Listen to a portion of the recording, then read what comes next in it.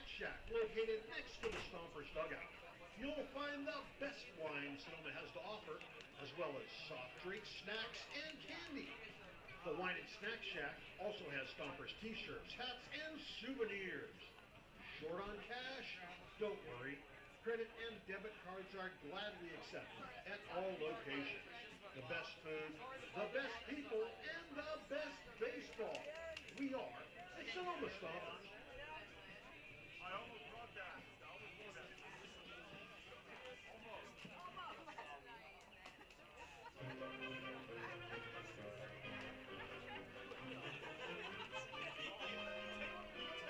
Local expertise worldwide. Sotheby's International Realty is well known for their exceptional real estate agents that distinguish themselves in communities all over the world. To learn more about real estate in Napa, Sonoma, San Francisco, and the rest of the Bay Area, or around the globe, contact Sotheby's International Realty Wine Country Brokerage at 707-935-2288. That's 707-935-2288. Sotheby's International Realty.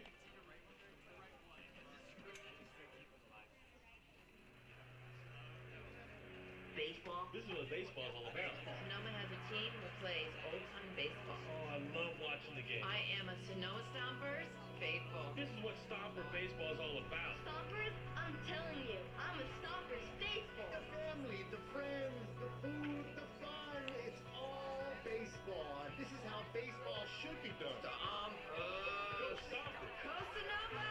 Go Stompers! Let's go team! I want to see home runs after home runs after home runs. I want to be a winner. Sonoma baseball family friends, that's what brings it all together. Stompers? I'm telling you, I'm a Stompers faithful. This is how baseball should be done. Sonoma baseball family friends, that's what brings it all together. Good evening, baseball fans. On behalf of the entire Stomper staff, welcome to Arnold Field in historic Sonoma, California for tonight's California Collegiate League contest featuring our guests, the Alameda Anchors, and your Sonoma Stompers. My name is Peyton Sanders, and tonight I will be your stadium voice of the Sonoma Stompers. Hey fans, if you want to take part in any of our Stomper interactive games happening in between innings of today's contest, just find Hey Trey. You might be the star of the game. Interested in Stompers gear? You can purchase Stomper t-shirts and hats at the Stompers souvenir stand located behind the Stompers dugout. Short on cash? No problem.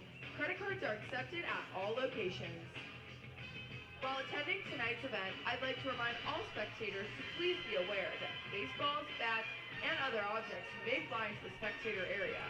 This can be very dangerous and can cause serious injury. Please be alert at all times when you're in the spectator area, and please inform children in your care of these risks. I'd also like to remind everyone to visit the left field line concession stand for Gourmet Ballpark Fare presented by Jacob's Restaurant. Wood-fired pizza, Chicago dogs, fish and chips, and more. Jacob's Restaurant is located in Sonoma at 1266 Broadway, right next to Traintown.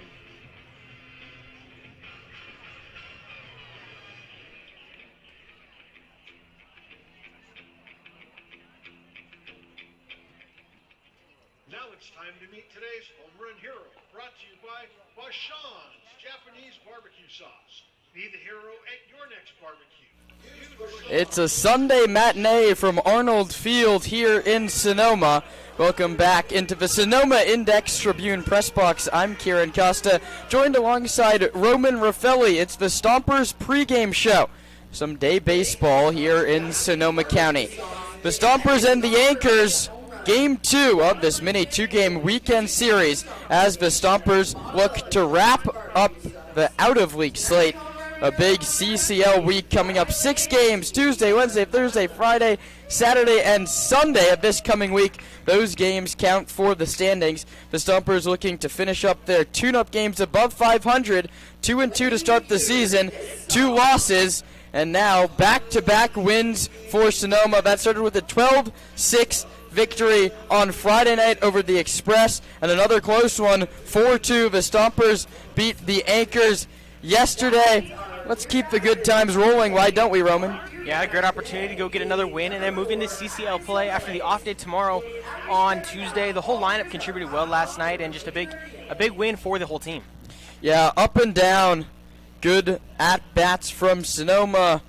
Akers got on, Boardman got on, Sebastiani got on, Libby got on, Shepler got on, Lazul got on. So 8 of the 9 starters on base for Sonoma in yesterday's 4-2 victory. But maybe what's been even better, it's been the best part of this team so far, is the bullpen.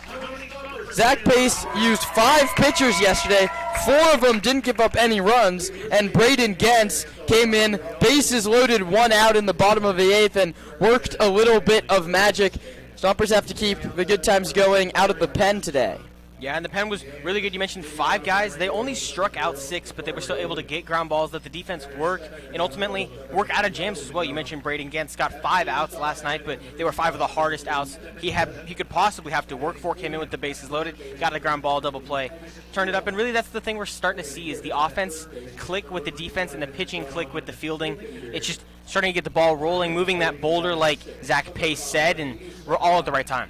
Yeah, the Stompers change up the lineup a little bit, and that's because it's the last tune-up game before California Collegiate League play starts this week. Not that these games don't matter, but it's your 5th game in a row. You're trying to change up a few things, and that starts with the lineup. Adam Alarbi moves from the 9th spot to the 2 spot. Well, Adam Alarbi had the off day yesterday. He hit the 9th spot before that. Hideon Hahn, yesterday's 9-hitter, great at-bats. He's bumped up to the 3-hole. Roman. Zach Pace just playing with the lineup one more time before the Blues come to town. Yeah, and Hideon Hahn had a great night last night. He only had 1 hit, but he had a fielder's choice, reached on that in the 8th, and then had a sacrifice fly in the 2nd that eventually moved the guy into scoring position, and he then scored. Just put together some really nice ABs and played some good defense as well. Had a diving play up the middle and a tough play down to into the 3-4 hole. Just had a great day and is going to see the product of that and getting to hit in the 3-hole. Yeah, Colton Boardman gets the day off. He's played at shortstop every single game so far. Hideon Hahn moves over there, and Adam Alarbi, who we saw at second base, gets the start out in left. Off day for Nick Sebastiani, and that makes sense. Sebastiani redshirted this season at Santa Rosa Junior College, so he hasn't played game action, let alone 5 games in as many days. They are going to give him 2 days off because there's no baseball tomorrow. McCann Libby back in the lineup. A lot of guys hitting the ball hard. And one more thing, Roman, it's a day game. The Stompers play a majority night games. At least it's not too hot here in Sonoma, but how does the heat play a factor? And the shadows not going to be a factor.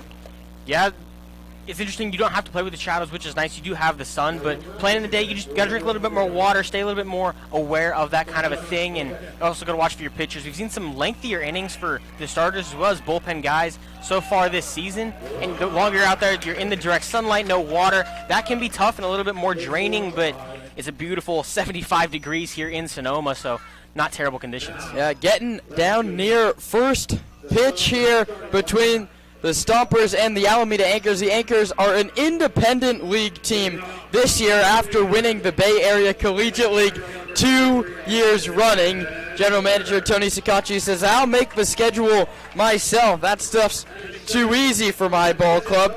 And we'll give you the starting lineups. We're getting real close to first pitch here in the Sunday matinee. And Roman, let's wrap it up as we always do here on the Stompers pregame show. Player to watch, you've been doing pretty well. Yeah, I talked about him earlier. It's Hideon Hahn. He put together some great ABs last night. He's just seeing the ball really well, and ultimately he's a Yeah, it's a Sunday edition of Stompers Baseball when we come back with Anthem's lineup and the first pitch on the Sonoma Stompers Broadcast Network.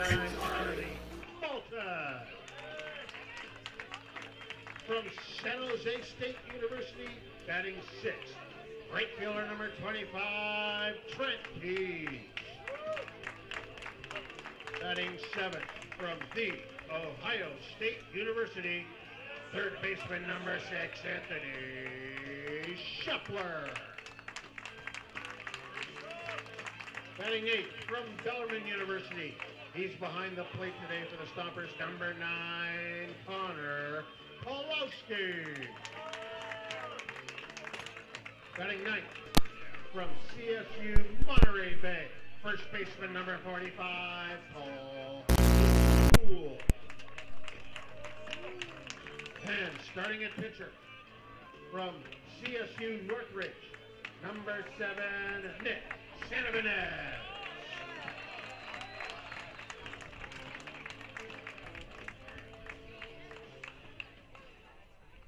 Ladies and gentlemen, at this time, will you all please rise while we honor America with the singing of our national anthem.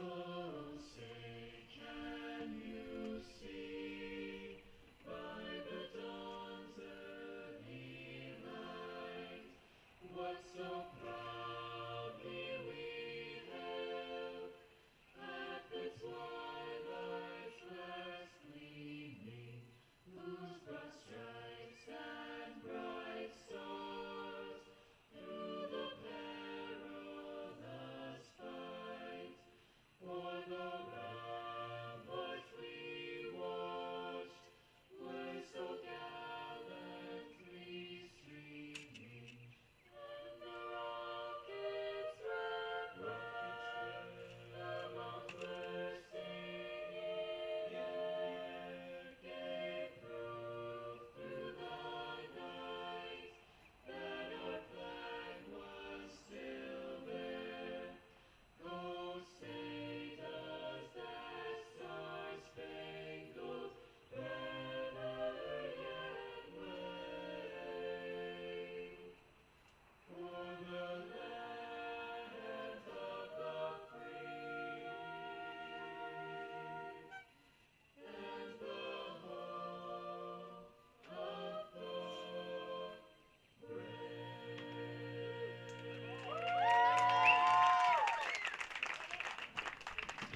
Thank you, and God bless America.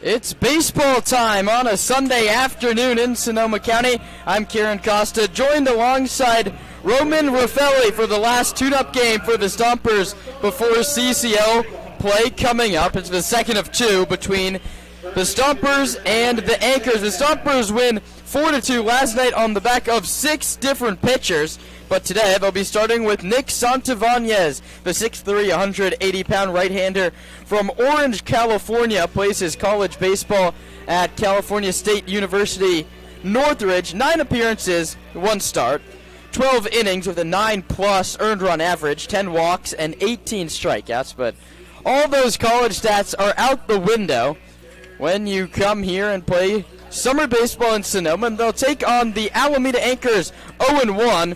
Yesterday, the first game for Jerry Gibbs' crew, and here's his lineup for today.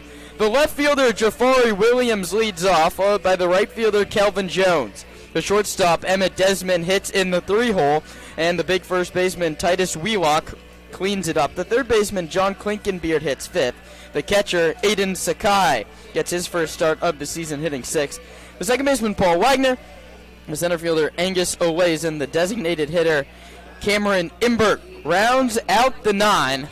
So it's Williams, Jones, and Desmond will be the first 3 to hit. Jerry Gibbs coaching third. Kylan Williams coaching first base. Kylan Willman coaching first base again. Santavanez, the righty, stands back beside the hill. The Anchors wearing their bright gold jerseys with Anchors scripted across the front. Williams, a right-handed hitter, digging in. Santavanez, a right-handed pitcher, staring in to get his sign. And he pitches. Williams swings and misses, a fastball at 90 miles an hour. First pitch at 1:10 Pacific time here in Sonoma. Williams moved up in the lineup a little bit. He went 0 for 4 yesterday, and he fouls this one to the opposite field, 0-1. Let's set the defense behind Santavanez. Al Harvey's in left, Akers is in center, Keys is in right. Shepler and Hahn is the left side of the infield, Libby and Lazul the right side. Connor Pulowski, he started at catcher last night, gets the day game 12 hours later, and he sticks that foul tip. Williams is gone. No better way to start the ball game for Nick Santavanez than a strikeout, and that brings up Kelvin Jones. And 3 excellent fastballs to start him off there. Had a big heater high in the zone for the first pitch and then just kept pounding it. A nice spinner dropped in there at 83, had Williams fooled, and that brings up the first lefty in the lineup, Kelvin Jones, out of Modesto Junior College. Reached base 3 times yesterday, and he's ahead of Santavanez, 1 ball and no strikes. 1 for 2, he walked, was hit by a pitch. He was caught stealing, and on that single, he took too big of a turn and was back-picked by Nick Sebastiani. 1-0. In there for a called strike, 90 again. That's where Santavanez's fastball is sitting here in the early going. No score, the Anchors and the Stompers on a Sunday afternoon. Jones fouls it back to the screen, 1-2. The righty getting ahead early.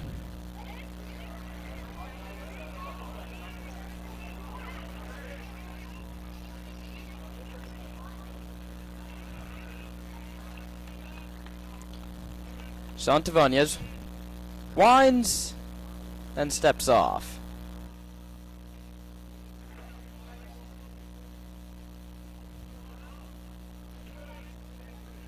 Now he's ready for a 1-2 home to Jones. Struck him out swinging as well. He went back to the off-speed when he gets to 2 strikes. Oh, this reverse pitching we've seen all week. First pitch hook. Nick Santavanez goes challenge fastball, and then gets him on a breaking ball. Back-to-back Ks to start the afternoon. And it's a great sequence there. Really tough to kind of sit on a pitch if he opens you up with the hook and then goes back to a fastball. His first pitch to Emmett Desmond is fouled off. Desmond caught yesterday. He's at shortstop today. He can do it all. Played 40 games for Hartnell College last year, so a guy that's used to being in the lineup every day. Santavanez pitches low outside, 1-1.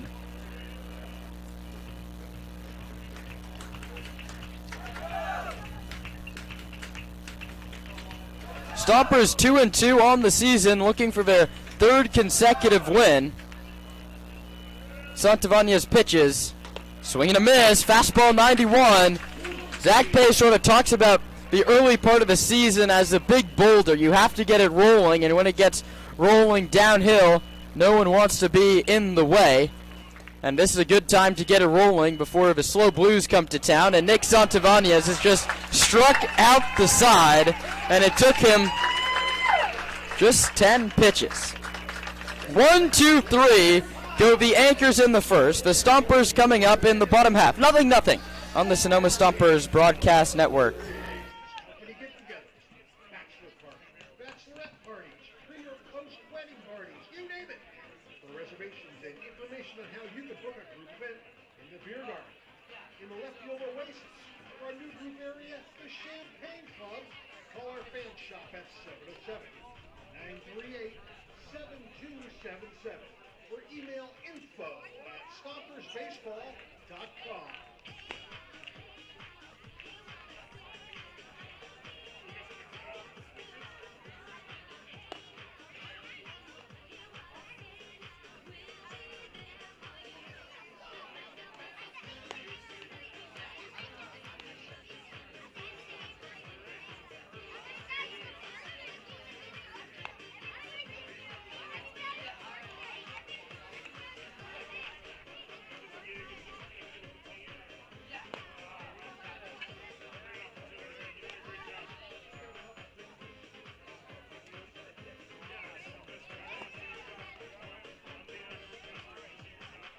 Let's do it.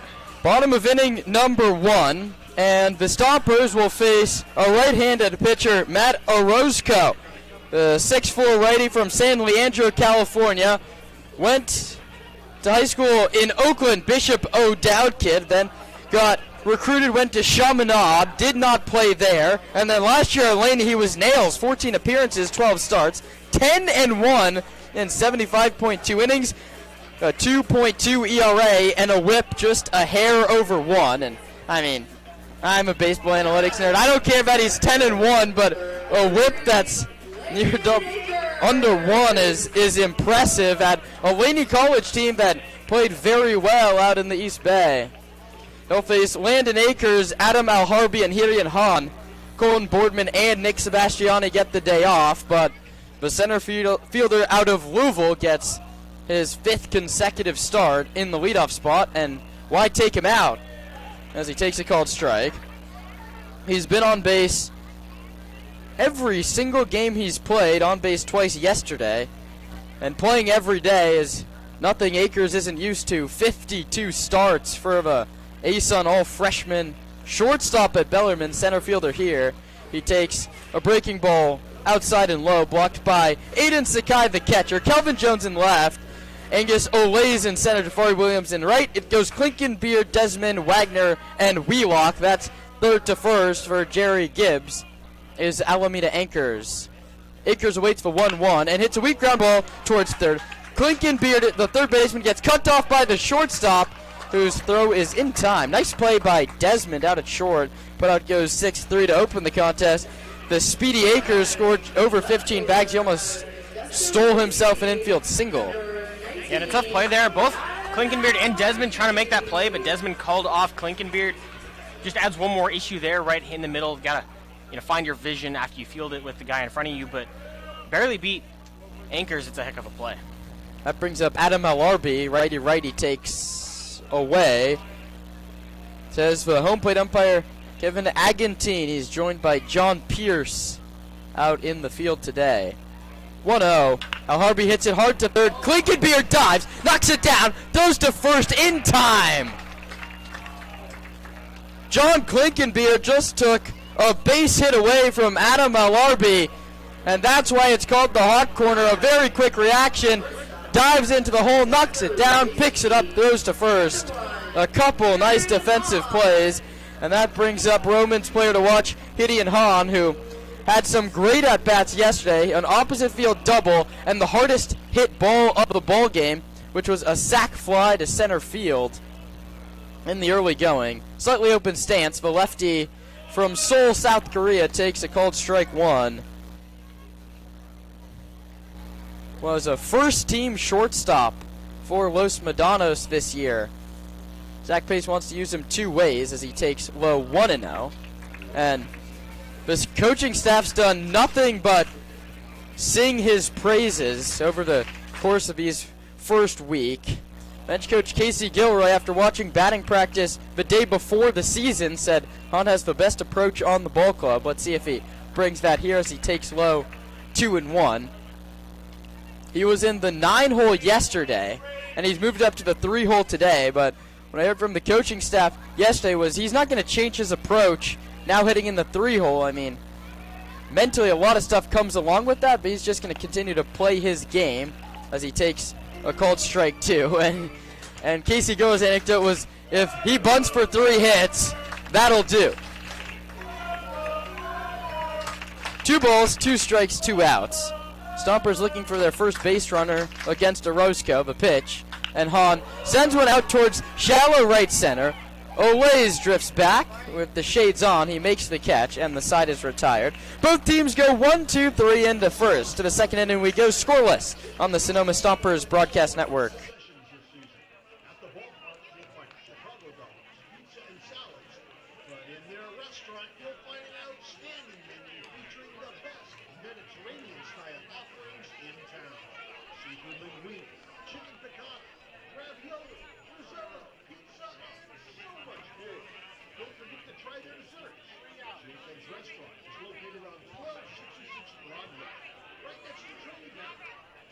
Restaurant and the Sonoma Stompers. Proud partner. Second stanza.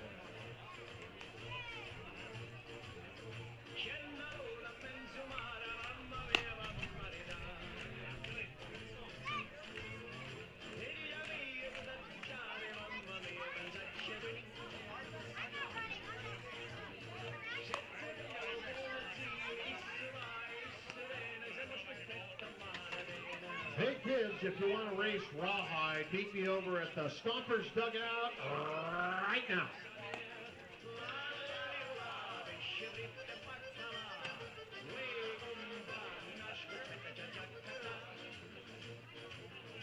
And now for you nice ladies and gentlemen out there who don't understand the Italian language, I'd like to do 2 choruses in British.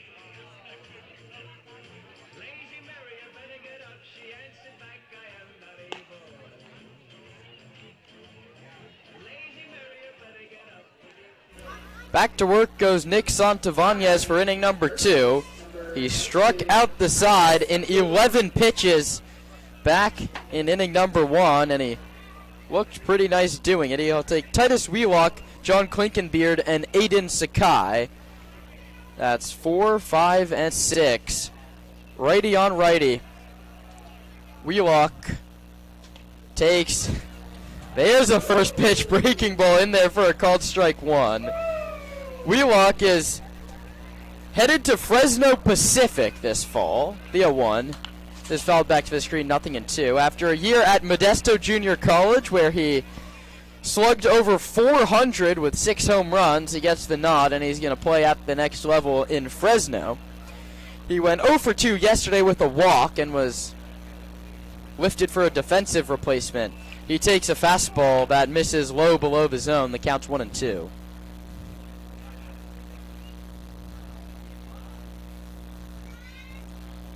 The big first baseman awaits the 1-2 home. Outside, and the count's 2-2. And Santavanez once again showing he's not afraid to pitch backwards. If you're not familiar, it's starting with anything but a fastball, working the fastball in middle count, and oftentimes going back to the off-speed late. 2-2 home. Tried to go off the corner again. I mean, maybe you saw the zone Dean Poteet had last night, giving it a ball off the corner away, and tried to go back to that spot. Kevin Agantine says no. We're gonna keep it on the outer black of the edge. Payoff delivery struck him out swinging. Pulowski drops it, sets his feet, pump fakes once, and throws to first base. And that's 4 strikeouts in a row. A great sequence, and it keeps rolling for him here. I mean, you get the top 4 bats, 4 of the best bats in this lineup, and a couple guys who were seeing it really well last night, just continuing to shove on the mound and giving his manager a great first start. Brings up John Klinkenbeard, who at another Hartnell College kid takes a called strike 1. He had 350 with 38 RBIs, and another guy who played well at his college, he gets him. He's going to UCSF come this fall season. Then he takes low from Nick Santavanez. That's a very close pitch. But our TrackMan system agrees. It missed just below the zone. A nice call from the home plate umpire Agantine. And that one not so difficult as the slider spins low outside. Pulowski sticks it nicely. It's 2-1. We haven't really seen Santavanez pitch from behind, as this one's grounded towards second. Nice play by Libby in a slide. Spins and throws. The Stompers defense on full display the first week of the season. McCann Libby adds his name to that one. 87 miles per hour off the bat. He ranges to the glove side, slides, spins, and throws him out at first. But if you're the Anchors, something positive came out of it. The first ball put in play against Nick. He struck out the first 4, and I'll try and do that against Aiden Sakai, who takes called strike 1. Sakai, a Santa Rosa Junior College kid, hit a .182 with a home run and 3 RBIs in 16 games for an SRJC squad that went 44-4, but took 2 shocking losses and were bounced early come tournament time. He awaits a 1-1 and hits it to shallow right. Libby, the second baseman's going to make the catch, and Sakai is retired. Nick Santavanez cruising through 2. We'll see if the Stomps bats gets going in the bottom of the second. Scoreless with Kieran Costa and Roman Raffelli on the Sonoma Stompers Broadcast Network. Rawhide Range brought to us by Pets Lifeline. We got a whole mess of kids out there. Now, It's one of them's birthday. Where's William? Where's my birthday boy, William? William, come here. So, you think that you're faster than Rawhide? You do? Look at Rawhide gets a head start. You think you could beat him? Okay, he says he could do it on his birthday. This is brought to us by Pets Lifeline. If you need anything help with your pet, call Pets Lifeline. Spay, neuter, rehoming a pet. Pets Lifeline helps you make sure your pet is healthy and happy. All right, kids, are you ready? On your mark. You said go. And they're off. Rawhide's got a good lead. He's between second and third. Here come the kids. Down the stretch they come. Rawhide, are you winded? Oh, no. Well, we got one winner here. Rawhide, what are you doing? You're not supposed to stop. All right. That means we're going to get you on the treadmill. You're getting a little bit slower than you were last year. Have you been eating too much hay? Oh, Rawhide. We'll fix that. That's the Rawhide race brought to us by Pets Lifeline. Rehoming a pet, spay, neuter. Pets Lifeline makes sure your pet is healthy and happy.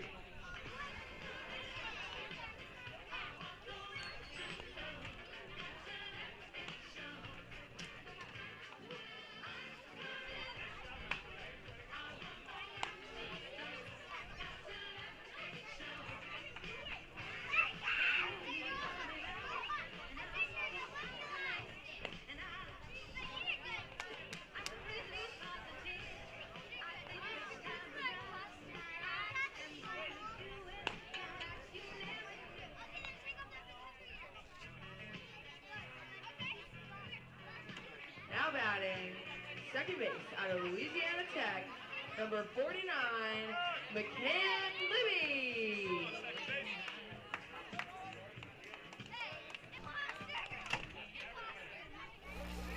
We come back for the last half of inning number 2. The bat's quiet on a lazy Sunday afternoon in Sonoma, and Libby, that one's hit hard to center, lays back and settles under it to make the catch, and that brings up Charlie Moulton.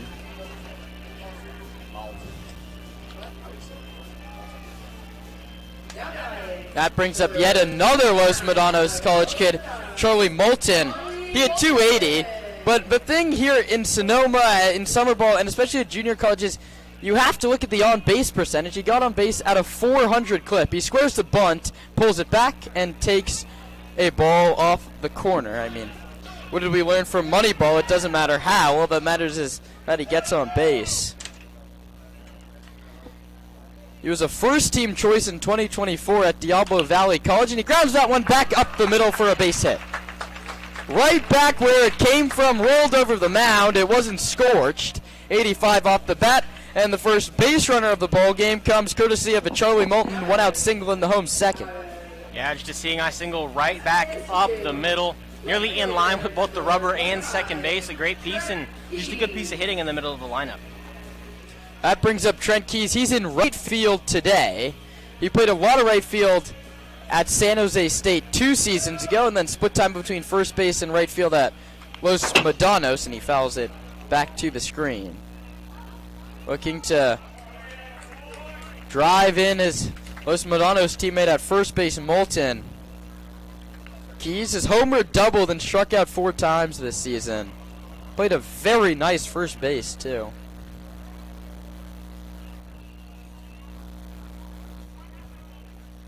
The lefty waits, the sidestep pitch, a check swing, no swing on a pitch in the dirt at 77 from Orozco.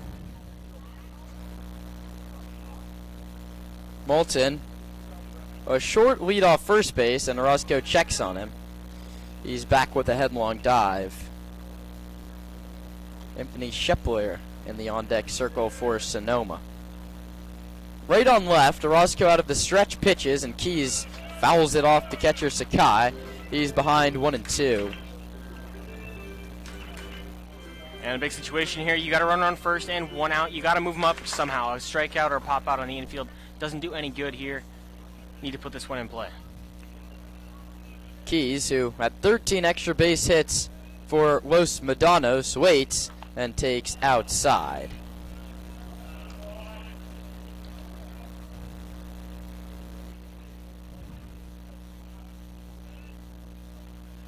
Both these guys played for a Los Medanos team that ended the season very hot. They Bay Valley co-champions at the end of the regular season. Another check on first. Los Medanos finished the year 23-3. A hot end to the regular season. They lost to West Valley in the Super Regional. Another check on first base. Thank goodness there's no disengagement minimum because he's checked on him 4 times. He has a step-and-a-half lead. 2-2 now coming to Keys, we think. And here it is. And Keys takes low outside 3-2. And Orozco seemingly struggling to find rhythm here in the first couple frames. 3-2 offer coming to the lefty Trent Keys. Crowds the plate. Slightly closed in. Now Moulton runs and Keys fouls it back to the screen. And that's just a true steal from Charlie Moulton. You're not going to hit and run on 3-2, although Zach Pace does love to press that button. And Moulton was 15 of 18 stealing bases this last season. You can see why they're checking on him. He's not taking an extra step on his lead. He's going to trust his speed and see if he goes again on another 3-2. He doesn't run, and Keys fouls it off at home plate.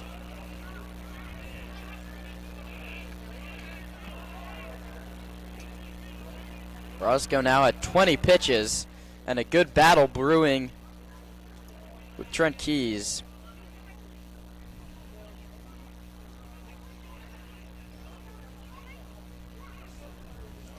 Here comes the 3-2 home, and another check on first base.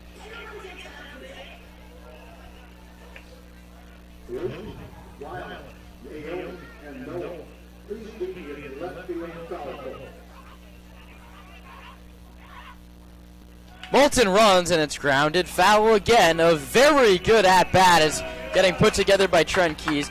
And Zach Pace's biggest thing for his offense is quality at-bats. They have a little paper in the corner of the dugout that tracks quality at-bats, and Keys is putting together one heck of an AB right now. Yet another 3-2 pitch coming from Orozco, and it's high ball 4 to win the battle, Trent Keys. And if the Stompers get a run this inning, a lot of it's going to be credited to that AB right there. And you don't get a more quality AB than that. You get into a full count, you foul a couple off, and then you draw the walk. It's not a hit, but arguably even better, getting in the head of the pitcher a little bit. It doesn't get more quality than that.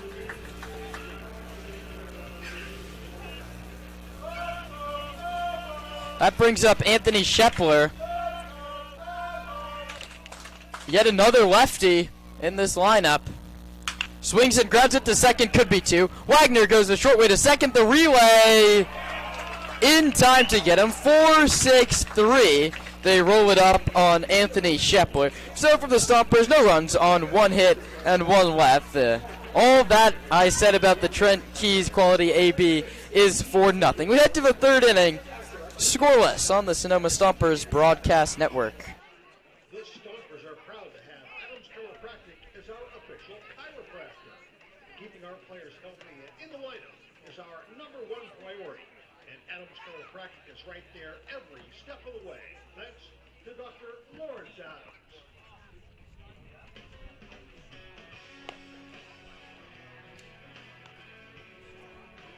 All right, ladies and gentlemen, Jacob's Restaurant has fantastic food, cold beer, churros, all waiting just for you.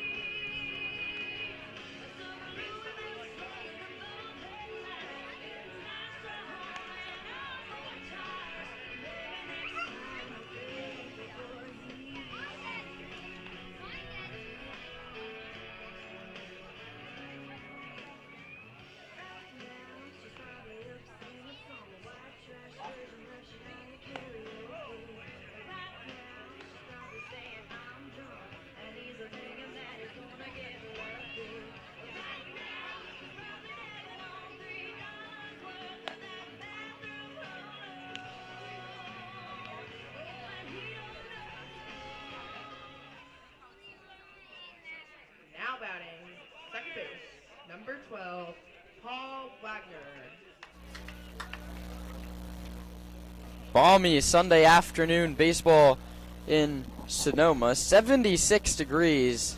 Not a cloud in the sky. A picturesque day for the last tune-up for Sonoma. And Nick Santavanez is dealing right now. There's not really any other way to say that. Strikeout, strikeout, strikeout to start the ball game, and then a ground out and a pop-up. And he's way out in front of Paul Wagner, who went fishing on a breaking ball way off the corner. It's 0-2. Weather makes me want to go fishing, but for fish, not for sliders that disappear. And how about a fastball right down the middle? Challenges him, swings and misses through the high heat. 5 strikeouts for Nick Santavanez, 4 of them swinging. And this brings up the beer batter, Angus Olays, who hit .250 at Diablo Valley College. He's from Alameda, local guy for them, and all Nick's done is get strikeouts, but he squares to Bundy, he puts down a good one. Back to Santavanez, who fields and throws in time. So the afternoon crowd at Arnold Field don't get half off beer, but Nick Santavanez gets the second out of the inning pretty easily, but putout goes 1-3. Well, a lot of times you'll see a guy put down a bunt when a pitcher's really in a groove. Try to mess with him a little bit, get the heart rate going, force him to make a play himself, and that's exactly what Nick Santavanez did. Coming into this inning, I said I was surprised it's taken him 24 pitches to get through 2. It's taken him 4 pitches to get the first 2 outs, and he has Cameron Imberg looking silly on that same slider that starts on the corner and ends up halfway into the other batter's box, 0-1.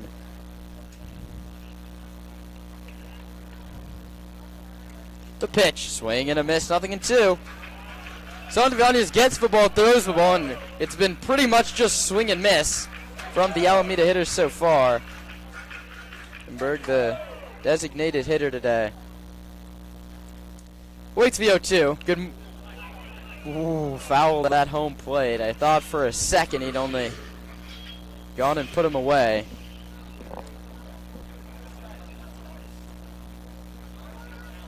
Sonoma Stomper bullpen quiet. David Howard only went 3 innings yesterday, even though he had no hit ball going. Santavanez pitches the 0-2.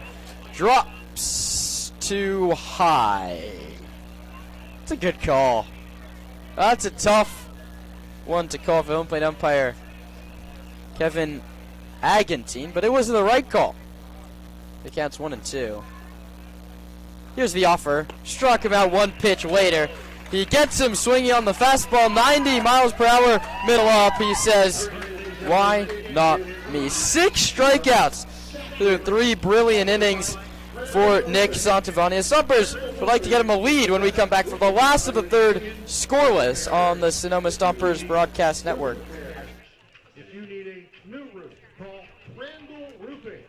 Crandall Roofing, proud sponsors of the Sonoma Stompers.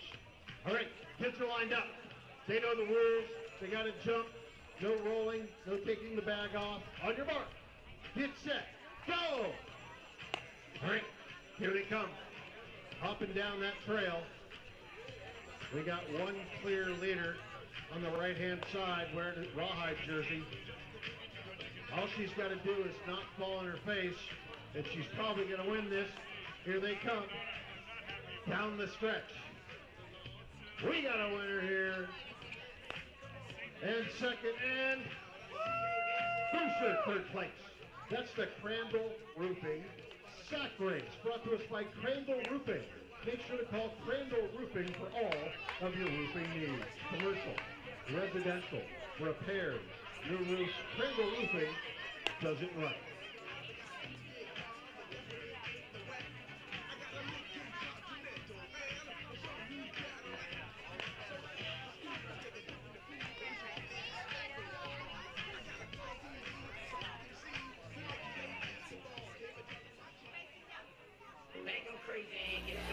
Last of inning number 3 as Dave Hoke heads down to coach third base. Jacoby Heyer to first. And Connor Pulowski to the plate, followed by Paul Lazul, and then back to the top of the order in Landon Akers. Pulowski 1 for 3 with a walk last night, and that one hit was just a beautiful bunt single out past the mound. Loaded up the bases for the Stompers. Hayden Hahn, beg your pardon, picked up a sacrifice fly. The first pitch to Pulaski squares the bunt again, pulls it back and takes low. It worked once, why not do it again? Paul Lazul on deck also picked up his first hit in that same inning.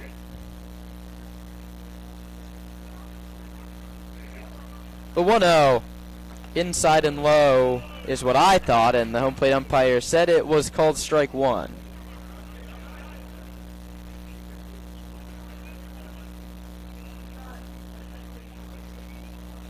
One. Pulaski grounds it to Klinkenbeard at third, who gloves and fires in time to get him. Clean defense being played on both sides through the early innings of this one. Yeah, and a pretty easy play there for the third baseman. Klinkenbeard versus the rocket that he stole a single from Adam Al-Harbi on in the first. Still a great play. That brings up Paul Lazul. Yeah, Lazul playing first base again today. Keys, the other first baseman's in right, so Zach Pace stacking as many lefties as he can. Orozco pitches, misses, low maybe, a curveball at 70. Lazul 1 for 4 yesterday. I had that infield single, his first knock of the campaign. He takes a fastball called strike.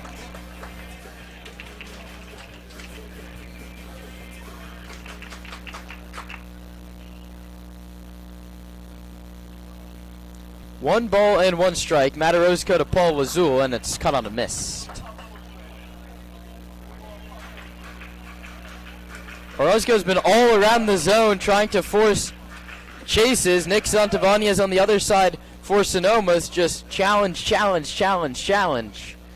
1-2.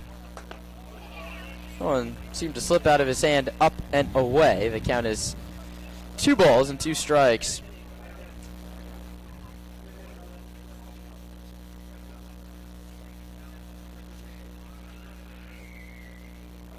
Pitch. Lined hard but foul back to the screen.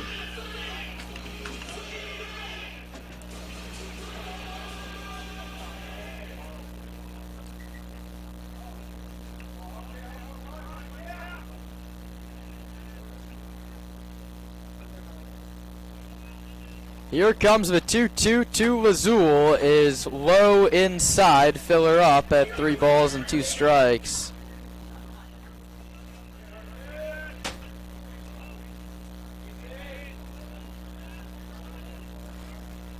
Here comes the 7th pitch of the at-bat.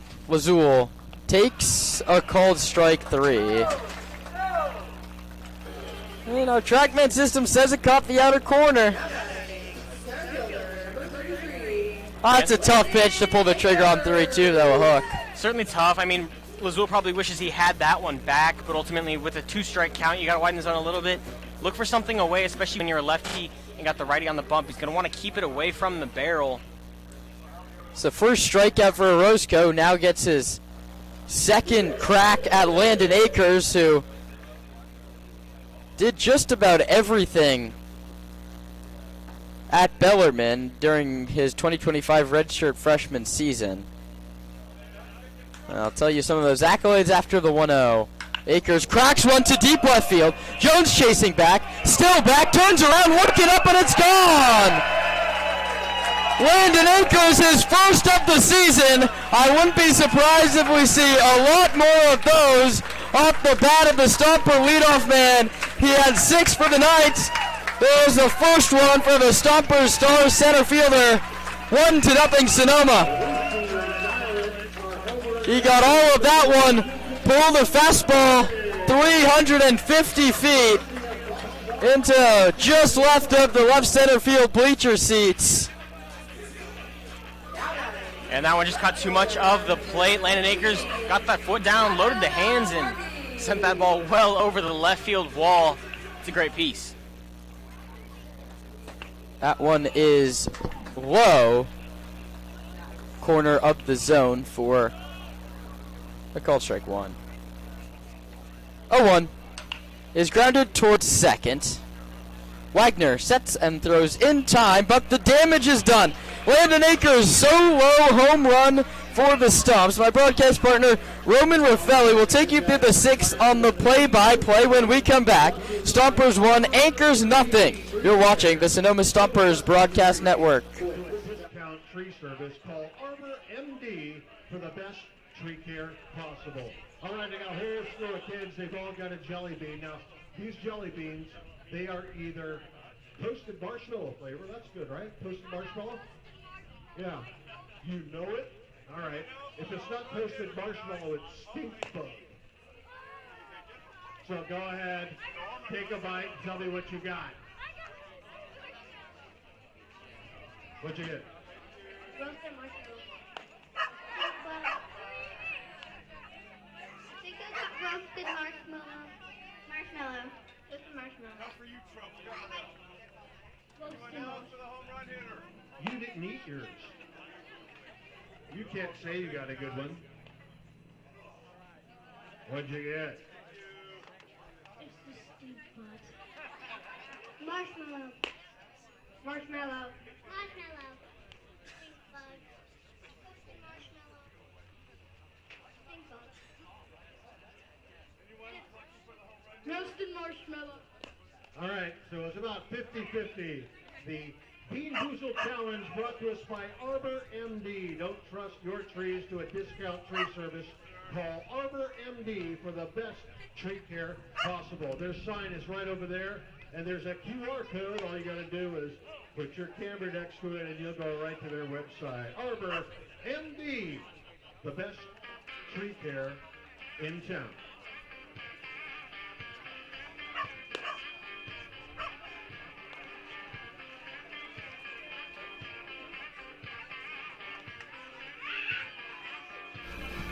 Back in Arnold for the top of the 4th. Nick Santavanez for his 4th inning of working. He'll get the top of the order after setting him down in order the first 3 times. It'll be Jafari Williams, Kelvin Jones, and Emmett Desmond all struck out. The first 2 swinging, and Desmond looking in that first inning. Is going to show bunt, pull it back for ball 1, just off the outside corner.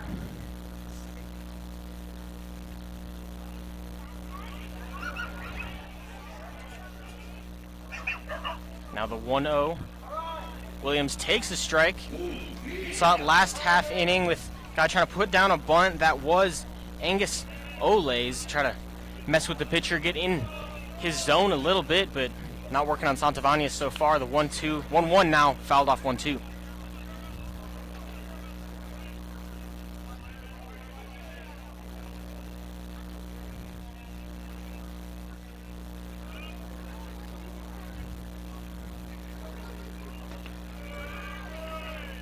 That one misses out and low.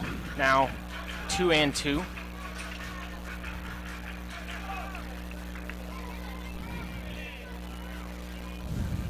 Got to go back to the fastball here if you're Santavanez. It's been the put-away pitch all night. He goes to it, but misses just low. He thought he had it, but an inch or 2 low for home plate umpire Kevin Agantine. Now full count here for leadoff Williams. Winds and deals. That misses low, and not just a perfect game broken up, but now runner on with some good speed.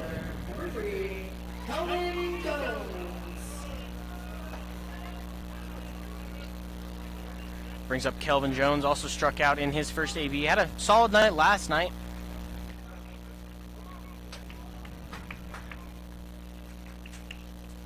Our first look at Santavanez from high pitch, misses the zone. Bunt showed, and they check back to first. Not in time, but a good move from Pulowski to Lazul. Yeah, that's a tough play for Lazul because Pulaski tried to backpick the run at first base, but Lazul had to crash on the bunt attempt. Doesn't show bunt here. Swings and misses at a high fastball, and that one kicks away from Hahn. Not a bad throw there, but a little bit late getting there. It was a straight-up steal. We're still waiting. I think that was a called strike. It was. But now all of a sudden, I mean, you're grooving through 3 innings. There's a runner in scoring position with nobody out. Santivanez has strikeout stuff, so you could use a couple here. It's always interesting and important to look at how a pitcher is managed by the lineup the second time through. The leadoff draws a walk, wasn't as susceptible to the slider away. He finds himself on second base, and now 1-1 count to Jones. Swung on and missed the slider right there. Now 1-2. Yeah, Shepler was playing in on the grass. Now with an 0-2 count, we'll see if they move him back. And they do. Playing one step off the line.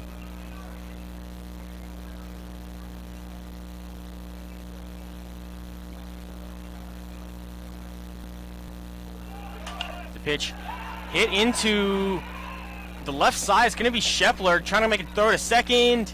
Not in time, though. Libby there, ready to double him off. Williams got bailed out a little bit there, but a big out for the defense.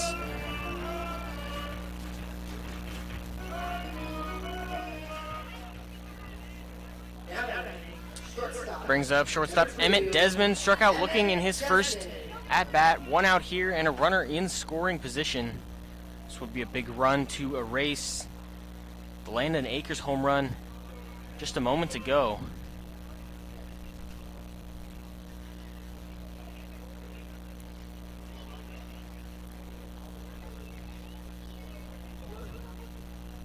First pitch he sees is hacked at, but high and in. A bit of a defensive swing there, just going with the instinctive hack, but finds himself 0-1.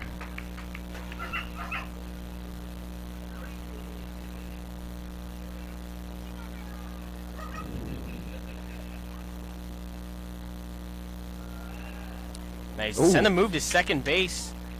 Not in time, but with Williams dancing off the dish about 10-15 feet. Not a bad move there from Santivanez.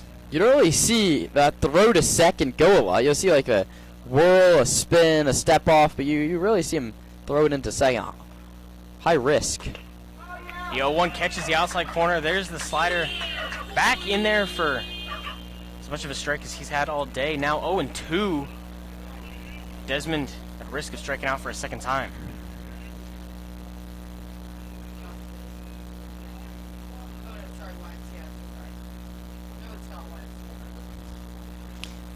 The 0-2 popped up, just foul over the back fencing. We'll do 0-2 once again. Yeah, Stompers looking to have Nick Santivanez with the ball club, staying with one of the amazing host families that bring in players here in Sonoma. Him and Colton Boardman, neither of them from the area. A couple of CSUN players staying together. And the 0-2 runner goes. It's going to be called strike 3, and the throw to third. Not in time, says the field ump, John Pierce.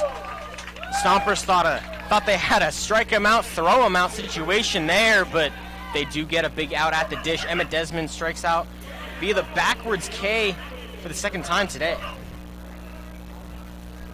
Close play at third base, and to be quite honest, my unbiased opinion is he was under the tag. Certainly a close play there. Anthony Shepler thought he put it down in time, but it brings up Titus Wheelock. He's got a strikeout and is a third of the way there with an 0-1 fastball. Yeah, leadoff walks usually come back to bite you. Santivanez looking to work around it here. Throws the slider there. A lot of movement on that one, but moved too much. Now 1-1. Pulowski, a nice frame job. He was very good behind the plate yesterday, but difficult to catch a night game and then the day game the next day. That one fouled off the first base side. 1-2 now to Wheelock.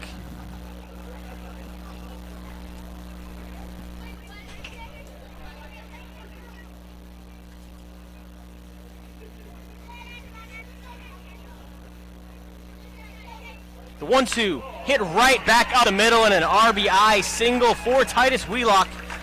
We've got a tied ball game here at Arnold Field. Yeah, this was your off-the-record player to watch on the other side yesterday, and he pays off here. That's a That's just a nice piece of hitting. A line drive right back up the middle. The Stompers have been flashing the leather, but no one had a play on that one. Doesn't get more textbook there. Just hit it right back where it came from. High middle pitch and sent it into shallow center field. Brings up John Klinkenbeard. Had a 4-3 ground out. A heck of a play from McCann Libby at second base his first time up. And watch an off-speed pitch high for ball one. Now those two stolen bases loom large. I mean, it was just a walk. He swiped second and third. First time we've seen this. Santavani is down 2-0 to Klinkenbeard. As manager Zach Pace gonna go have a word with his pitcher. 2 outs in the inning here. Runner on first is Wheelock. Zach just coming out to settle him down a little bit, and Pace's go-to move here is just walk up and ask him what he had for breakfast. Get his game off baseball for a second. Let his mind relax. I mean, he clearly wasn't pleased with the call at third base on the stolen base. He thought he was out of the inning, and then since then, single, and he misses with his first 2 to start this at bat. I mean, your pitching coach isn't there. Mike Nunez usually the guy to come out here, but just go settle him down and tell him you have faith in him. Maybe remind him how well he's been pitching so far, or maybe don't talk about baseball at all. He loves to do that as well. Yeah, a lot of times you just need a refresh on the bump there. You trust your guy, he can get one more out here. I mean, he's got 7 strikeouts through 3 2/3. Sometimes you just get knocked out of your zone a little bit, roughed up a touch, and then the confidence falls, and it's tough to rebuild it, but a little pep talk from the skipper can do plenty of good. Klinkenbeard stands back in.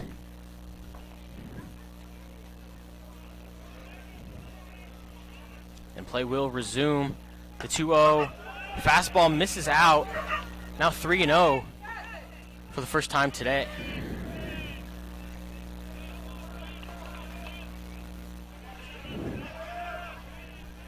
3-0. We'll see if the green light is there. It is, and it's hit high into left field. Going back is Al Arby, and he won't have a play. John Klinkenbeard on a 3-0 green light sends that one deep to left, and it's 3-1 in favor of the Anchors. Crushed that one 353 into left center field, and that prompts action in the Stomper bullpen.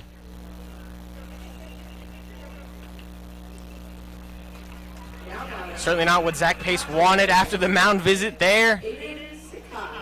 Brings up Aiden Sakai once again with 2 outs.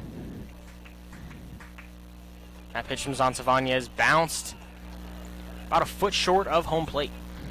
Yeah, he was cruising right along, and I think Jafari Williams on the base paths caused him a little bit of trouble. Close play at third base, and since then he's gone single and then 2-run home run.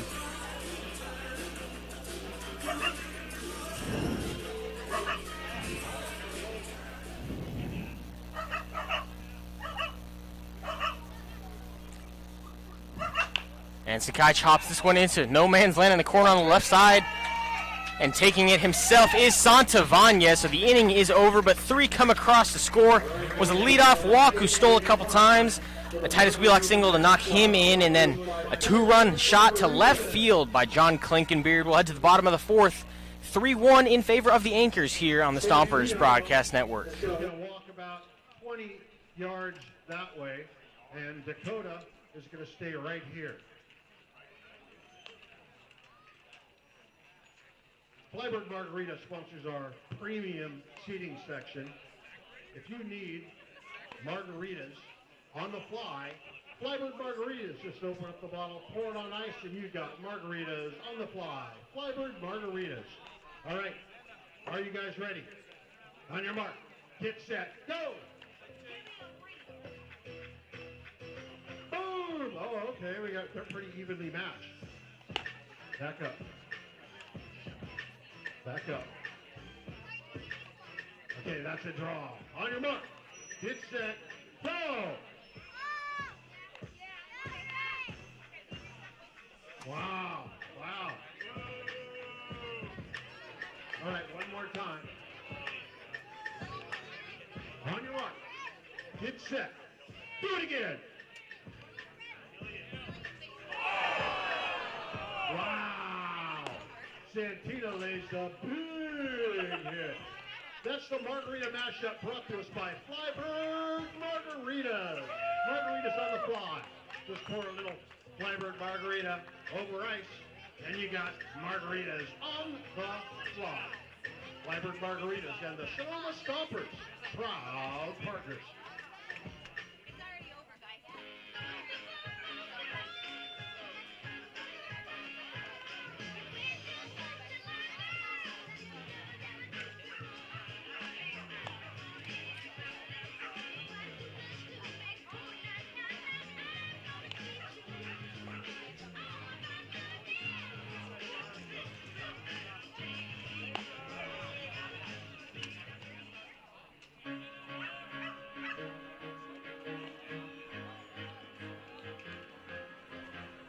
Now batting, number 1, Urian Hahn.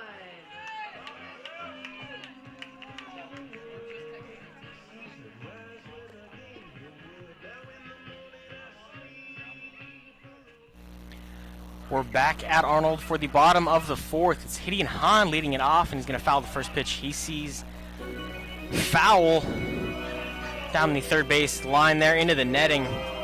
Hahn flew out to center field in his first at-bat.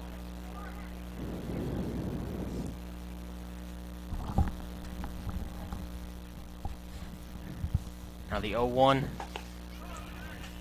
does not catch the outside corner, just off it. Now 1-1 from Matarosco.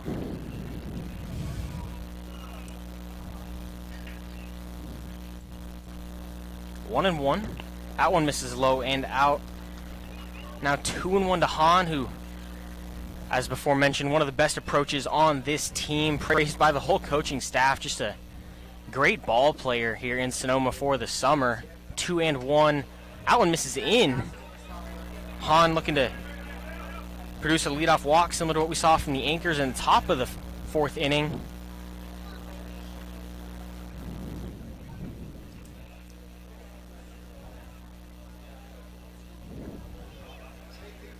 .31 the count to Hahn. That one misses outside. So after a first pitch strike, 4 straight balls thrown from Matarosco, and guy with some speed stands on first base.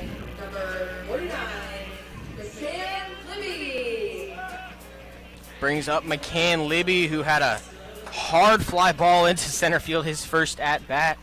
That led off the 2nd inning, and just took one pitch for Morosco to get him. Hahn leads off first. That one misses outside. Now 5 straight balls from the Anchors starter.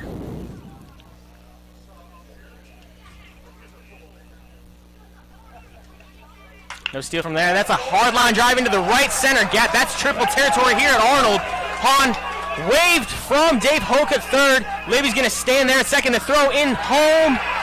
Not in time to get Gideon Hahn. And the leadoff walk comes back to bite Matarosco. It's a no-out double in the gap from McCann Libby. And we've got a 3-2 ball game. Libby's been hitting the ball so well for Sonoma. That one 98 miles per hour off the bat. He just goes the opposite way. Couldn't dropped it any better in between the center fielder and the right fielder. And Gideon Hahn was motoring from first base. A great read off the bat. He saw it was dropping, and a very aggressive hand from Dave Hoke. And a bunt showed from Charlie Malton here. The DH puts it down. It's going to be a 1-3 putout, but moves the runner just 90 feet away. We see a little bit of power ball from McCann Libby, and then back to the small ball, the way the Stompers have been loving to start their season. Charlie Malton with the sack bunt. So with Libby just 90 feet away, it's the power lefty Trent Keys playing right field today. Has seen some innings at first base so far this season. He'll watch ball 1. Had a big home run in game 2, bottom of the 9th. That one unfortunately did not lift the Stompers to a victory. They fell 1 run short of the Petaluma Express. That one fouled back to the third base line.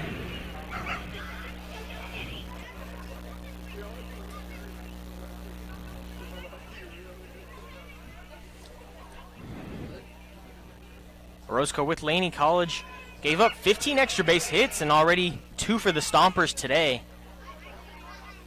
Those 15 came in 14 appearances.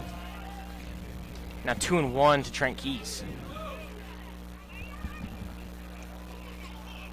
This has been a great inning for Sonoma. Walk, double, and then a very nice sacrifice bunt put down by Charlie Moulton. You have the tying run 90 feet away. And this one hit high and foul towards third base. Evens the count at 2-2. And a big pitch looming for Trent Keys, who had one of the best at-bats we've seen from the Stompers so far today. Worked a walk after seeing what felt like close to 10 pitches. Yeah, Anchor's infield stays back here. We know the Stompers have been very aggressive, bring the infield in, trying to cut down runs at the plate. The Anchor's willing to cede that run for an out. And this one hit hard into the 3-4 hole. It'll get through for a base hit and scores. McCann Libby. It was an ugly top of the 4th for the home team, but they get it right back in the bottom thanks to a key double and now a great piece of hitting from Trent Keys. Yeah, just yanked it through the hole, and that brings up Anthony Shepler. Shepler looked a little bit outmatched in yesterday's game, but that's tough for a guy like Shepler. I mean, you're so good in high school, and then you get 4 at-bats all season. You have to really kick back into baseball mode. And when you're playing at The Ohio State University, there's certainly a growth curve there, but Shepler looking to get in the zone with Stompers. That ball briefly lost by the catcher Sakai.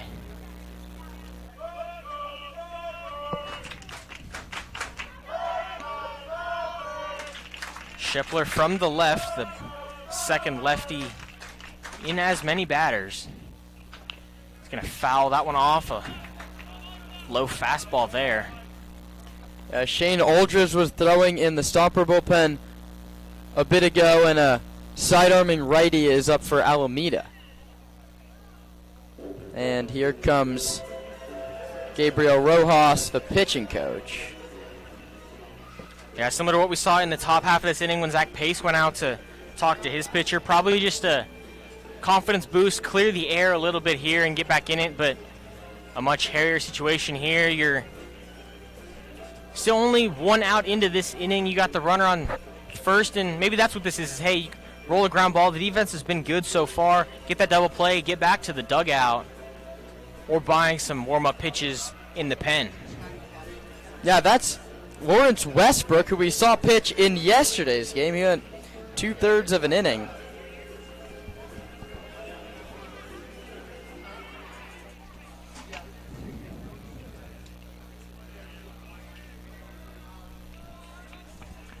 So Shepler back in the box. Orozco still in the game.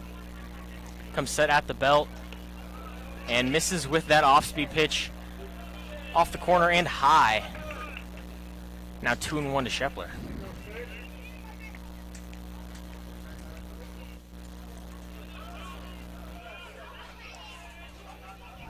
The 2-1 misses again, out and high. Now 3-1. Pretty much the same spot. Tried to get the curveball over there, but could not make an adjustment.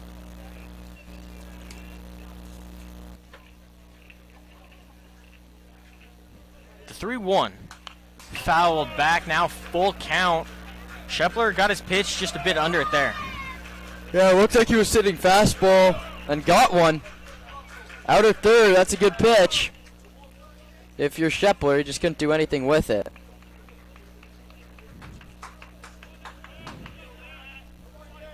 Count is full. Runner stands on first. It's Orozco on the bump. He's going to check over to Trent Keys at first.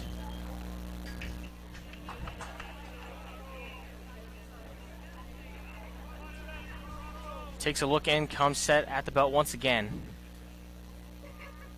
The 3-2 to Shepler. Hit hard down the first base line. A chance for 2 here. Steps on the bag. The tag in time to get Trent Keys a 1-6 double play turn, and the inning is minimized. A 3-3 game here through 4 at Arnold. Ladies and gentlemen, it's time for YMCA, brought to us by Presto Rents. Presto Rents, 19 locations in the Bay Area, including Napa and Santa Rosa. We got a special singer here today. Are you ready?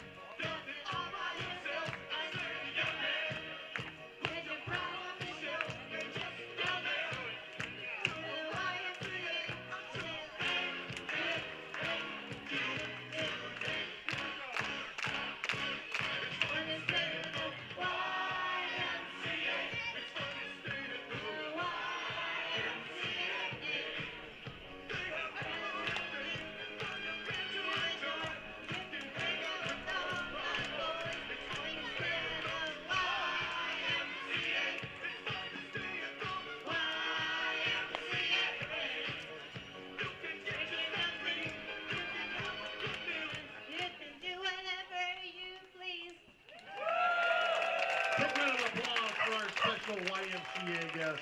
YMCA brought to us by Presto Rents, 19 locations in the Bay Area. Now batting, number 12, second base, Paul Wagner. We're back for the top of the 5th, and a new arm on the bump. It's Shane Aldridge for the Stompers. Yeah. Aldridge, 6'1", 175-pound right-hander. He's from Hayward. Played his high school ball at Moreau Catholic.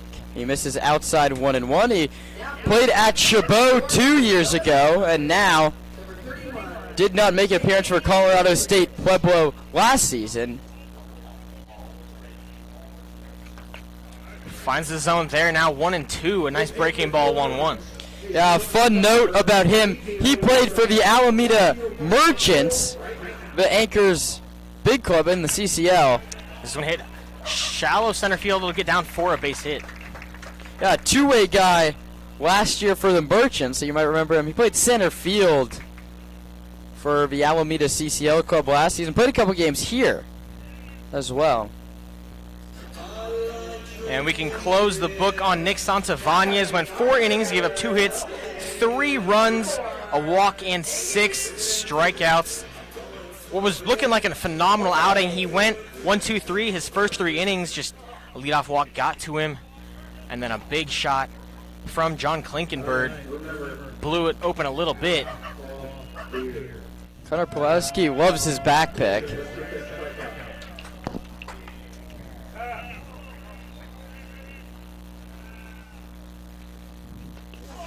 And that one hits Angus Olays.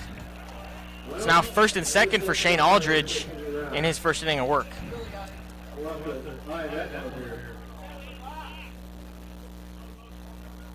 Now batting, number 27, Cameron Imberg. That brings up Cameron Imberg, the DH, hitting in the 9-hole for Alameda today. Play at any base here.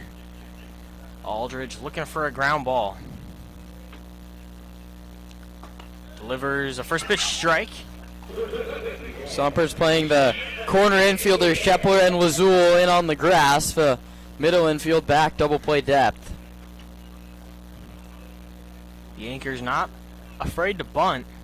They've shown us through the first 13 innings of this weekend. That one misses inside, and Pulowski's going to walk it back to him.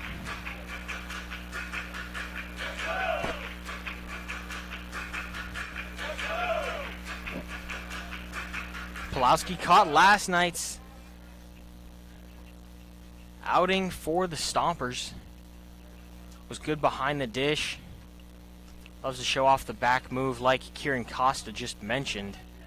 Likes to pick down to first base. He's got a good corner throw there. Now 1-1 to Imberg. That one, breaking ball misses low, now 2-1. The runner on second is Wagner.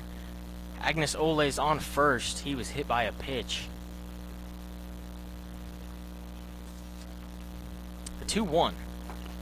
Fastball bounces in the left-hand batter's box. Now 3-1.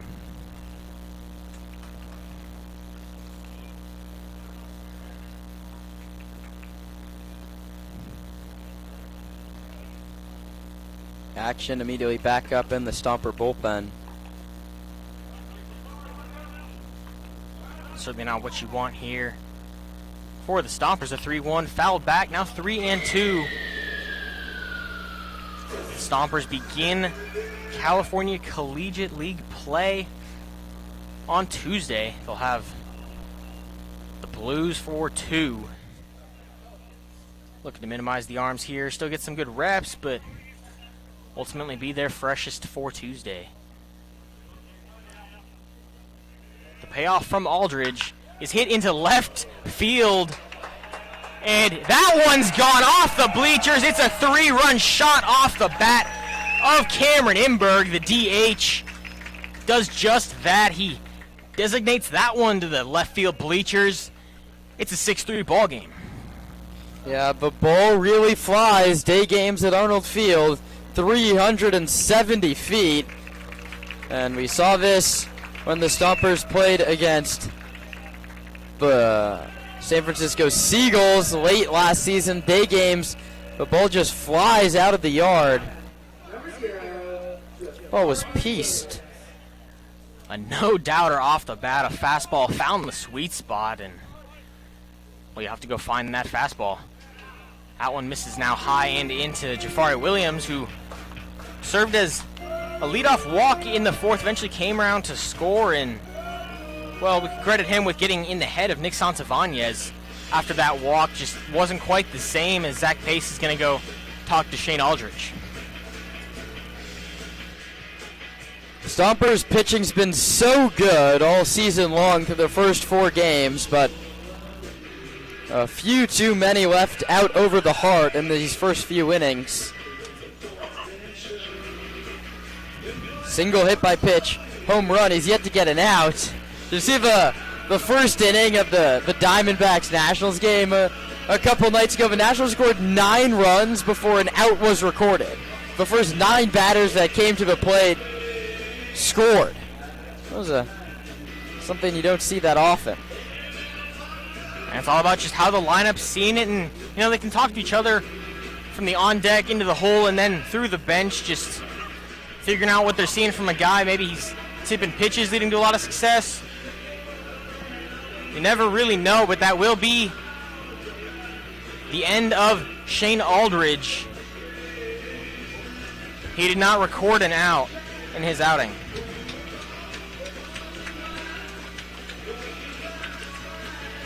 Well, we'll take a break here from Arnold, and when we come back, we'll introduce you to the new pitcher and close the line on the last.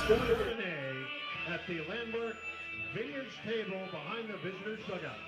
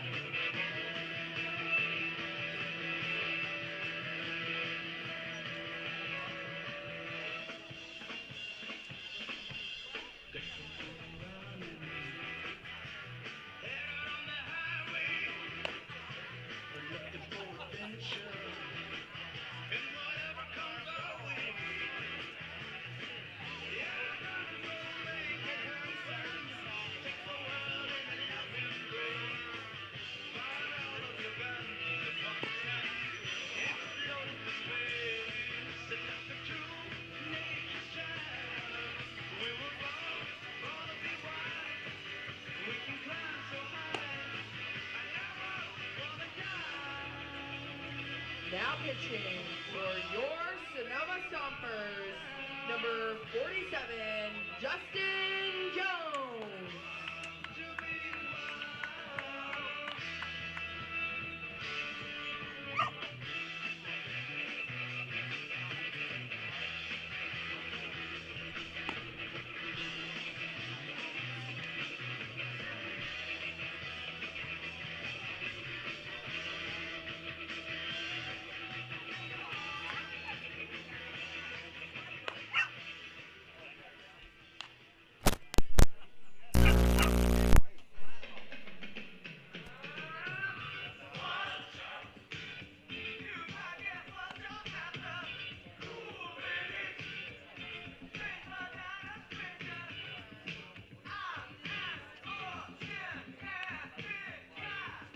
Correction. Pitching is Jaden Mason.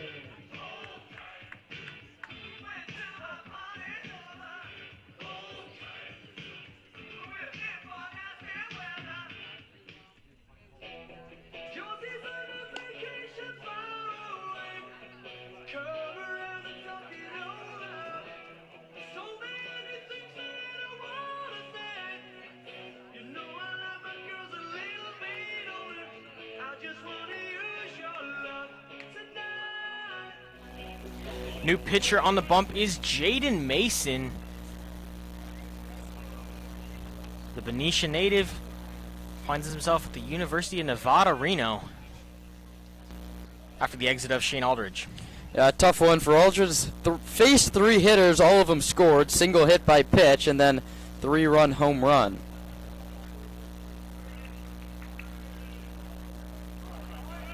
So Mason back in, had 1 appearance, an inning and 2/3. Gave up 4 hits, 6 runs, all of which earned.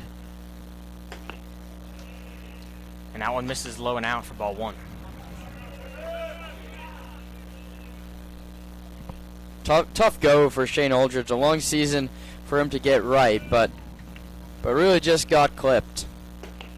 And that's a healthy hack from the leadoff Jafari Williams, who's given the Stompers some trouble in his AVs last night and into today.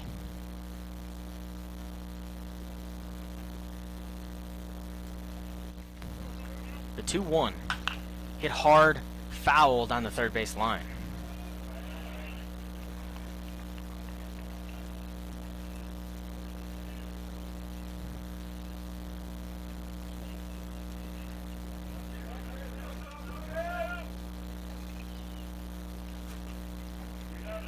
Mason did not strike out a batter, walked 1 and hit 3 in that inning and 2/3 of work.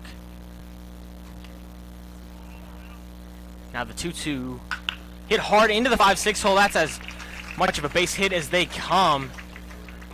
One quickly aboard against Jaden Mason.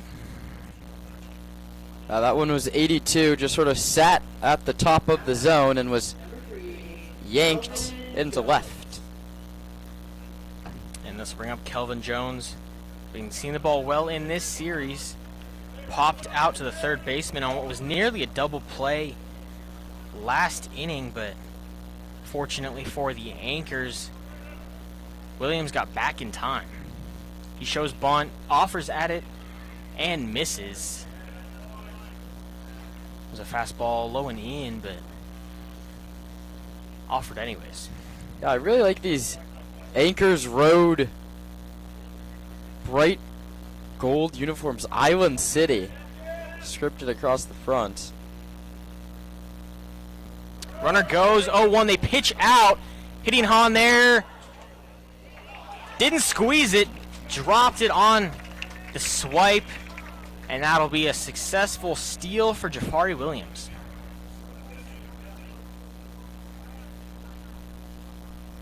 It's now a 1-1 count to Kelvin Jones, runner in scoring position. An eerily similar situation to what we had last inning.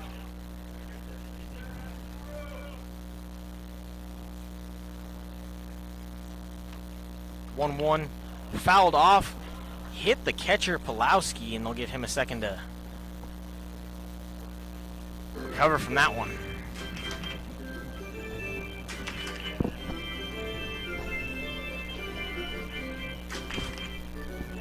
Really reminds me of a ball really does fly here at Arnold Field. We haven't seen a lot of home runs in the night games. We've actually seen more today, right? We've seen 3 today.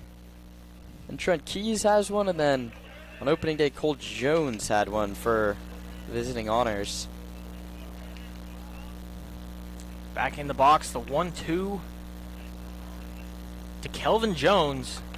Misses high and out. A two-seam fastball rode too much.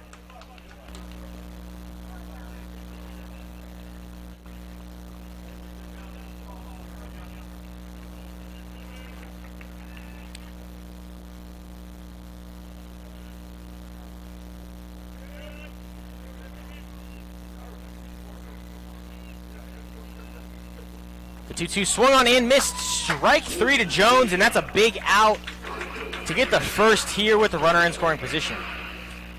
Yeah, first strikeout for Mason, the 8th today from Sonoma pitching.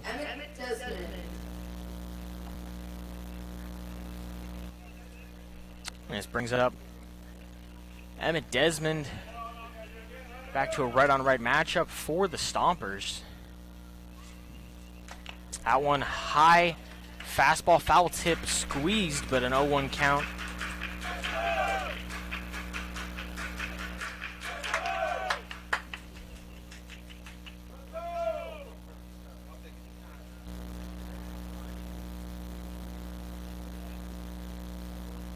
Now an 0-1 is going to force a step off from Mason there.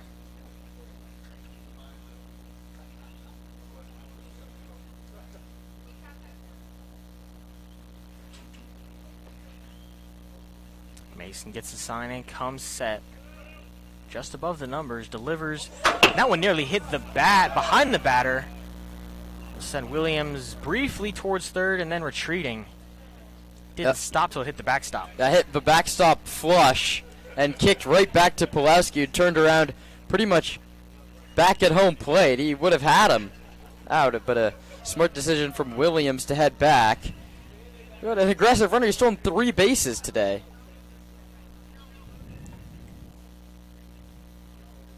We'll have a 1-1 count here to Desmond.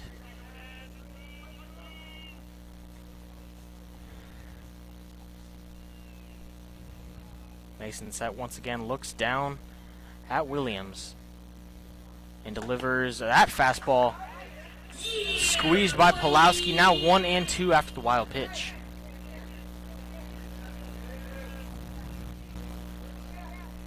Jafari Williams stands on first. He singled and stole a base. He's also scored a run and walked here in this one. Top of the 5th, 3 runs have already scored. Runner goes, that one in the dirt, bounces in front of Pulowski and then back into the netting. So a free 90 for Jafari Williams puts the 4th run of the inning just 90 feet away.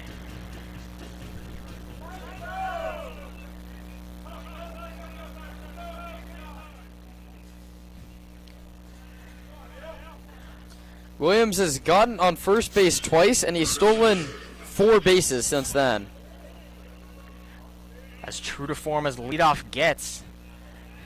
Now the 2-2 to Desmond.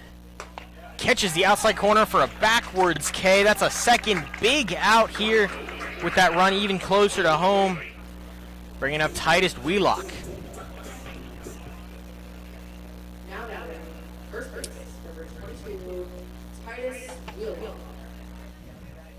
Wheelock had the first RBI for the Anchors today. Drove in Jafari Williams on a single. On a situation last inning that looked identical to this one. Yeah, this is a big batter for Pulowski behind the dish. If anything gets by him, the uber aggressive Jafari Williams will be running. And that one is not going to have a play on in left. That one mashed out to left field over the trees. And Titus Wheelock has his 2nd and 3rd RBIs of the game. It's the 4th home run. And the Anchors take an 8-3 lead. Ball was destroyed 377 feet off the bat of Wheelock. He had 6 home runs at Modesto Junior College. He tacks on his first of the summer. and it left his bat at 102 miles an hour. And disaster in the visiting fifth for Sonoma. A frozen rope to left, found a high fastball, and well, he was ready for it. Brings up John Klinkenbeard.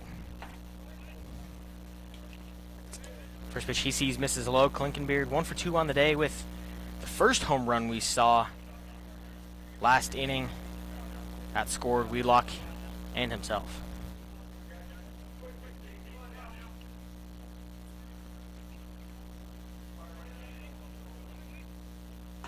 That one swung on and missed.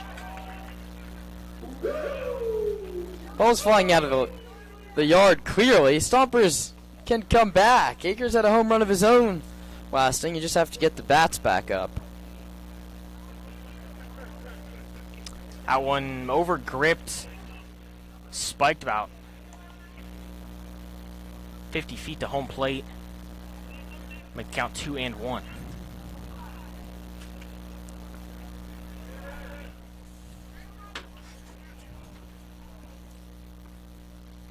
Now the 2-1 misses high.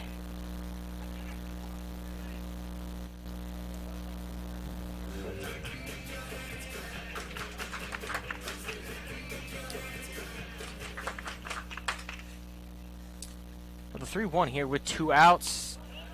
Does not find the zone, just low. And a walk in what has turned into a forgettable inning for the Stompers.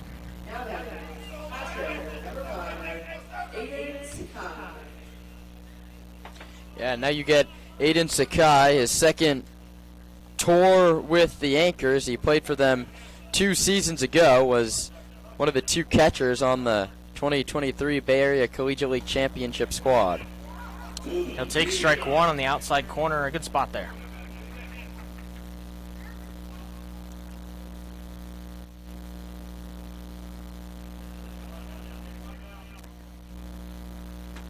The 0-1 with Klinkenbeard on first. That's hit hard into right field. Trent Keys won't have a play on it. He'll get in front. Meanwhile, Klinkenbeard goes first to third. As the throw makes its way to Hyrdin Hahn on the middle of the infield, and now runners on the corners with 2 outs. It's a nice piece of opposite field hitting. Sakai waited back and lined it the other way. Of course, with 2 outs, Klinkenbeard running on contact easily makes it first to third, and now comes the 10th hitter of the inning. And the Anchors hit around, 5 of which who've scored and 2 still on base.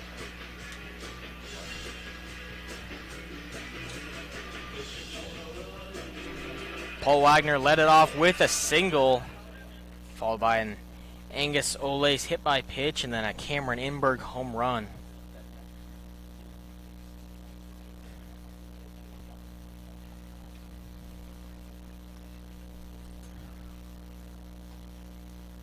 Now the first from Jaden Mason.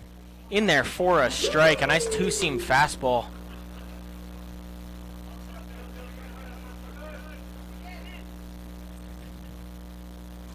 First and third, 2 outs. An 0-1 count to Wagner. Hit right back up the medial. Hyrdin Hahn takes a weird hop, catches it, and feels that the inning is over, but it takes 10 batters to get 3 outs. 5 scored for the visiting Anchors. We'll be right back on the Sonoma Stompers Broadcast Network. UMH Builders located in Sonoma, the best builders in the business.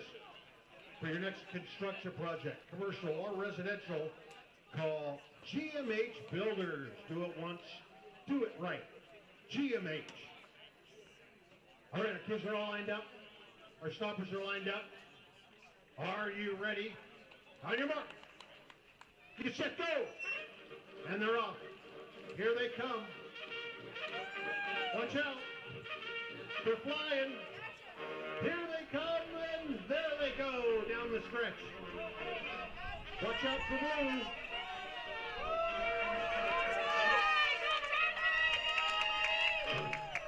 That's Are You Faster than the Sonoma Stomper, and apparently nobody is. We got our final 2. Hand in hand. Are you faster than a Sonoma Stompers? Brought to us by builders. Do it once, do it right, hire GMH for your next building project.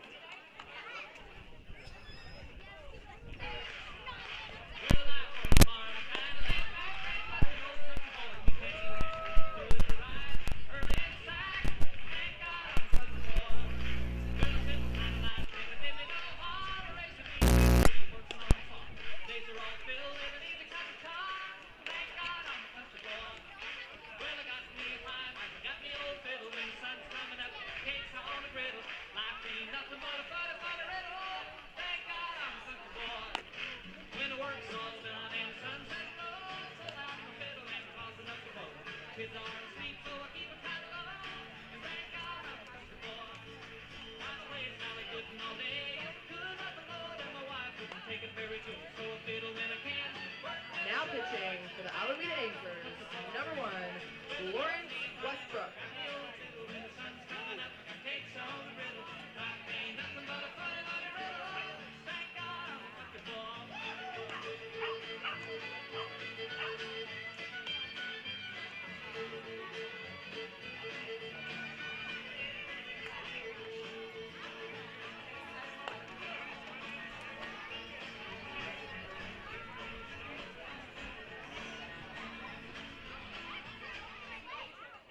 Make 'em crazy and get baptized. Call me Rambo with next time.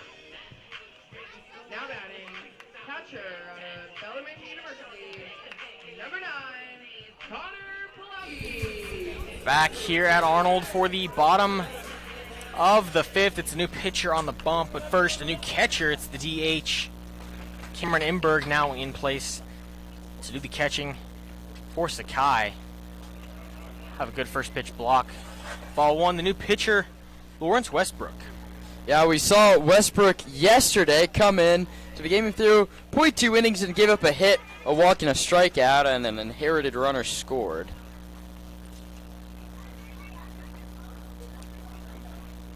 He's a righty out of Citrus College. Now behind 2-0 in the count to Connor Pulowski, who grounded out in his only at-bat so far today. Beg your pardon, Solano College, 3.2 innings in 3 appearances. The 2-0 once again misses low, yet to find the zone. Now 3-0 to Connor Pulowski.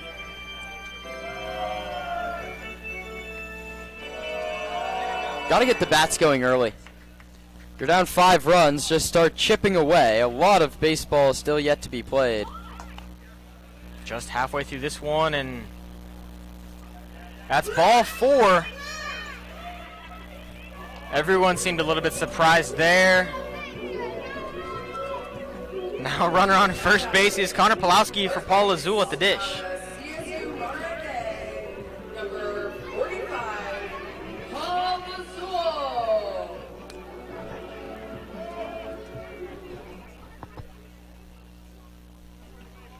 Azul bats from the left. He will see a strike, the first one of the afternoon for Westbrook.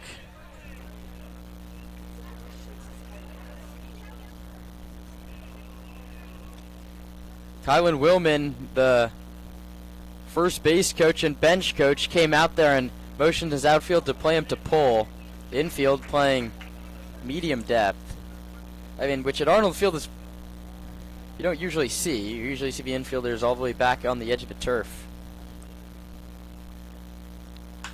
And this one hit into left center field. Going to be a play for Jones over his head. And Pulowski got a late start, had to pause on the line drive. It'll be second and third with no outs for none other than Landon Akers. This is a guy who won up. He homered in his last trip. And Lazul got a lot of that baseball. It wasn't a good route by Jones. I think he might have had a play on it if he started back immediately. Instead, he tried to cut it off. It goes over his head to the wall. Pulowski, nothing you can do. It's a ball where you go halfway, and then he turned on the jets and made it to third. And some quick offense in response to a 5-run top of the 5th here for the home squad. As we mentioned, Landon Akers 1 for 2 on the day with a home run. Sent his deep to left in his last at-bat. Landon Akers. First pitch he sees outside for strike one. Painted the edge.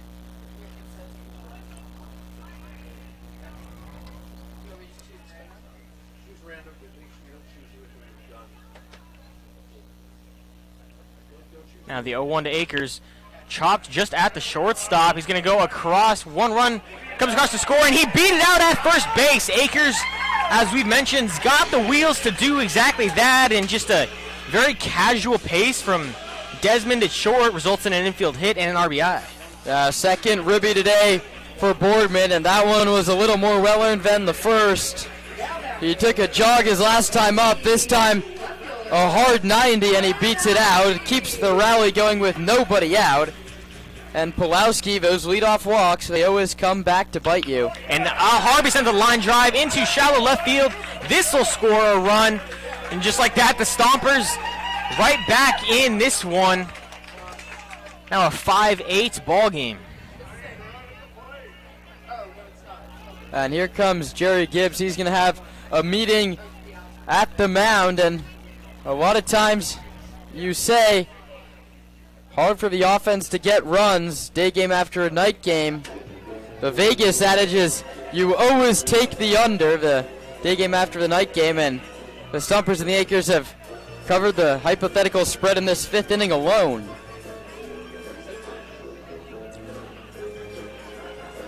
And you can't take him out already. You didn't burn him out yesterday. 8 innings here. And the Stompers have quickly gotten 2. They're down 3. And now you have 3 cracks at the tying run with the heart of your order, Hahn, Libby, and Moulton. All 3 of them have been aboard. And a big thing here, Roman, is, right, you think about the 3-hitter being a power hitter. They push so hard that Hahn's not going to change his approach. He had the hardest hit baseball of last night's game, the best at-bat with that opposite field double, the sac fly. You need a piece from your 3-hole guy here. Hitting Hahn at the dish. Kieran Costa and Roman Raffelli on the call. Hahn shows bunt, and first attempt is foul. A sneaky play there, but Spoil just got too much on top of it. You saw the Stompers bunt in the same first and second nobody out situation yesterday. Pulowski put a beautiful push bunt past the pitcher, and it rolled and just died in the grass to load the bases.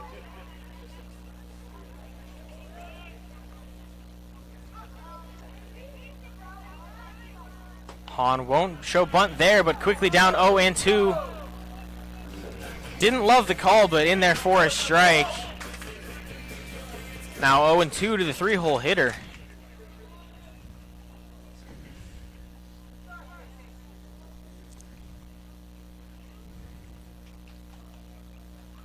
The 0-2.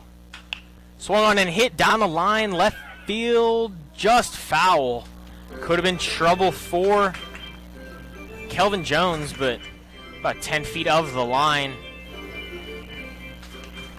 We'll do 0-2 once again.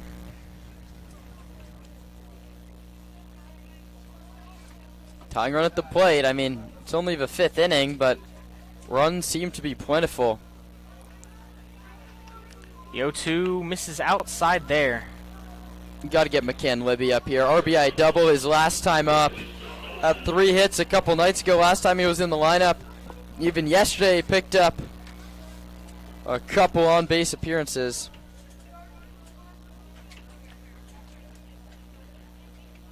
Now the 1-2 to Hahn.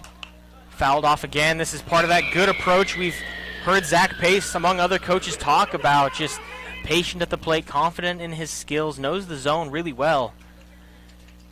Putting up a good fight here.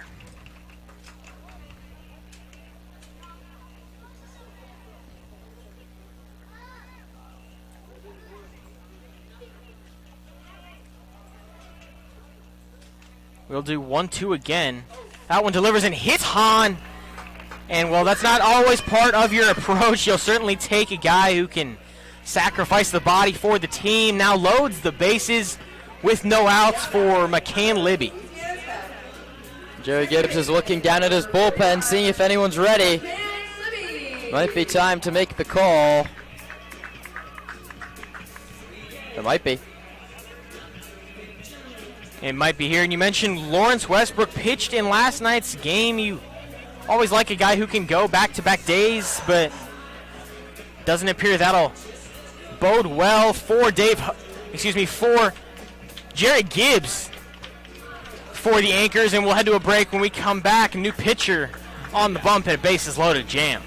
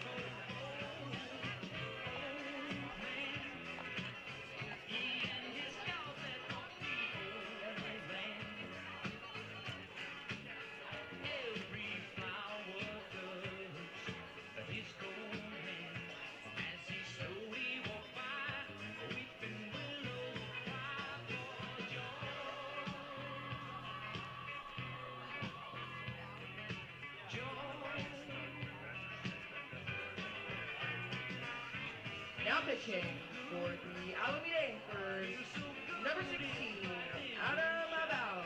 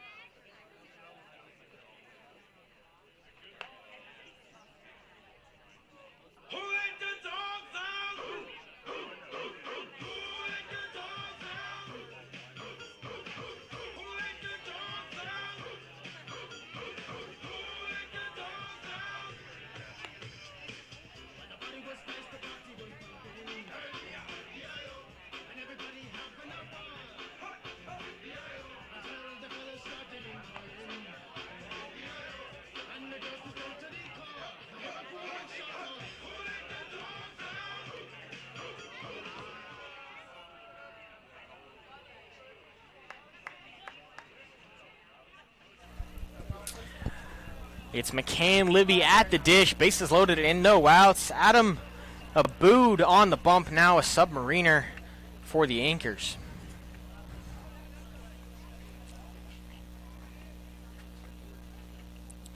And the first pitch he offers outside for ball one. Yeah, Adam Abood has tried a couple different places, West Hills, Coalinga College, and Citrus College. He's yet to make an appearance. Here's his first of the season for Alameda. And misses high there. 73 on the fastball. Now down 2-0 to McCann Libby. Yeah, this is an aggressive submarine. He drops that arm almost all the way to the turf and then fires it back up towards home plate. If you're Libby, it's coming from behind you. And that one in there for a strike. No place to put him. Let's go take a lead. If you're Sonoma, both is open, why don't you? You have to take a lead first. And that one misses, and Landon Akers hesitates, but it's still going to come home. No play at the plate, kicked away significantly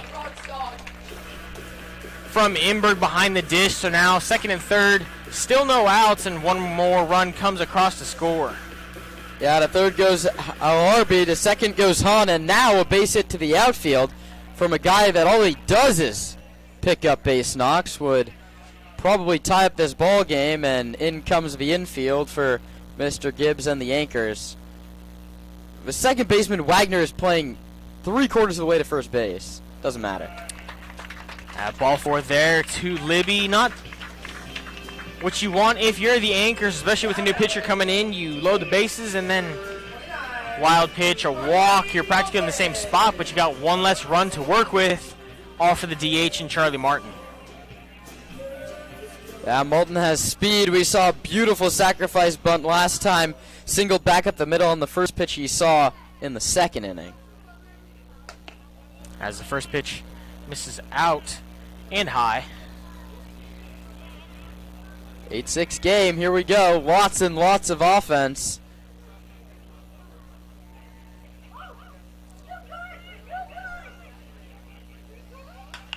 And that one hit foul on the right field line. A good sounding knock from Moulton. Just tardy on it. Now this is a tough right-on-right matchup for all these Stomper right-handed hitters because you have a Boot who works up the middle of the mound. I mean, it would be even tougher if he works off the third base side of the hill, but his arm's behind you when he releases the ball. That one hit down the right field line. Might be fair. Ranging and making the catch is Williams, but a run will come in to score, and runners will advance from first and second base. So he had a sac bunt earlier, and now a sac fly for Charlie Moulton. Makes this an 8-7 ball game. Now Harvey comes in to score an RBI, and heads up base running, especially from McCann Libby to take second base on a throw that was well wide of home plate, and the pitcher Adam Aboud made a very, very nice play. That all brings up Trent Keys, the first lefty that'll see this submarine.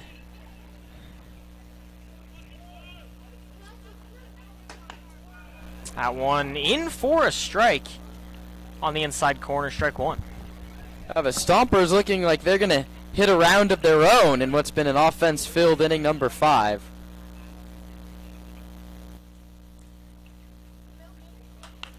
Keys got a pitch he liked, a fastball nearly middle, but fouls it off. It's a 73 rise ball that sort of sat there for a second. You thought, we've seen the home run power from him. Gone the small ball with a walk and a single today, but they wanted to lift that one over the 311 sign down the right field line. Now the 0-2 to Keys. Good fouled battle. Off again. Good battle.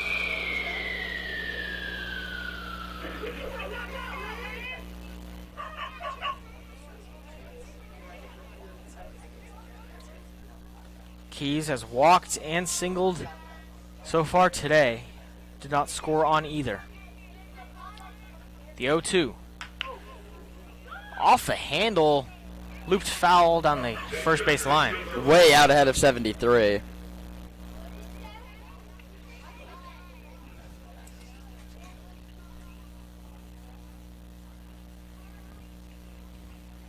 Still an 0-2 count. Trent Keys from the left. Aboud from the right. The pitch fouled off for a fourth time here, and what's turning into a quality AB for Trent Keys despite not having a ball in his favor. Yeah, Trent Keys is putting together the best at-bats we've seen today, no question about it. A 9-pitch at-bat, which garnered him a walk in the second inning, and in an 0-2 count, he's about to see pitch number 6. 0-2 to Keys. Swung on and missed, strike 3. Got him with an fastball on the outside and low edge. Yeah, but that's the what you gain as a pitcher when you get ahead 0-2. You had so many different waste pitches there to try and get him. He fouled off a couple, and you just keep bringing that further and further and further off the corner and got him. And now if you're somebody, you need to tie the game this inning. You had bases loaded situation. Bases loaded and no outs. Turned into 2 runs, but you don't want to leave 2 in scoring position as Anthony Scheffler hits a hard ball into right field, but snagged by Williams. The Stompers will do just that. They'll get on the board. They'll get part of that lead back.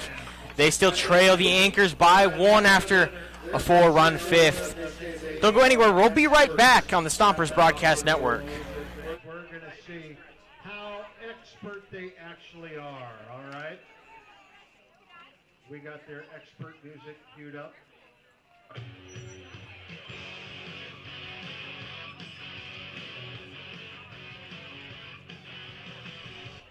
Okay, she says she knows it. I said we know this. We, and you pointed him. Yeah, I'm we. Let's go with Twisted Sister.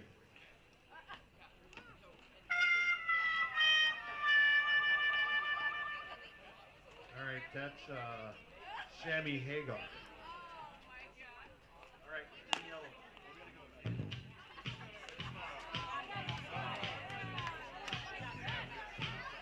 all right, what's your answer? Let's go with Queen. Yes. That was cool. All right, let's see what else you can do.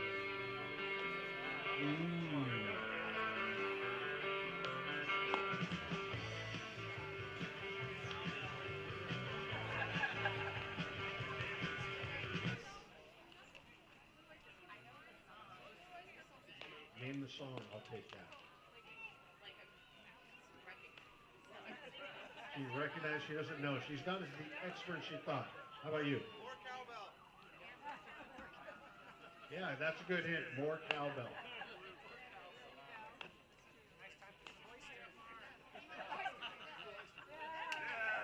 Blue Oyster Cult. Nice. Yeah.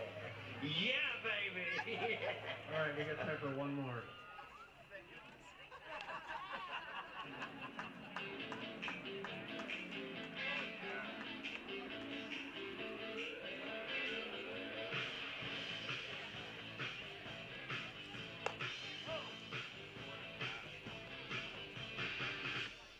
Now, this song was actually in the New York Times bestseller that was written about Sonoma Stompers.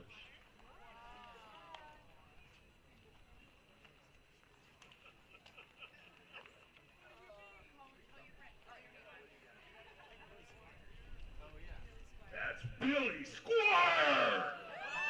Yeah. That was cool. All right, remind me never to give this guy the microphone again.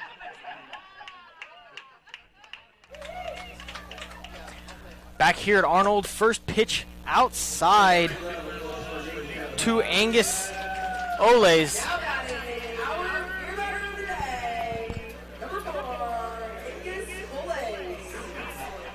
Jaden Mason beginning his second inning of work came in for Shane Aldridge, who could not record an out. Mason got all three, but all things considered, 5 runs given up in that 5th inning from Sonoma pitching. Now behind 2-0. That misses high. Now 3-0.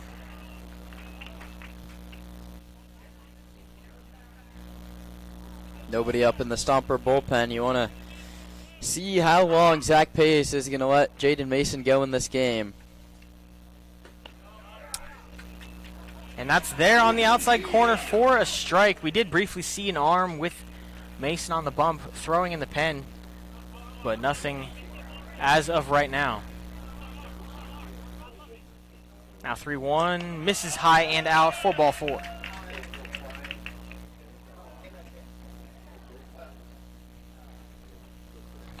So that'll bring up Cameron Imberg, who was DHing and is now doing the catching for the Anchors.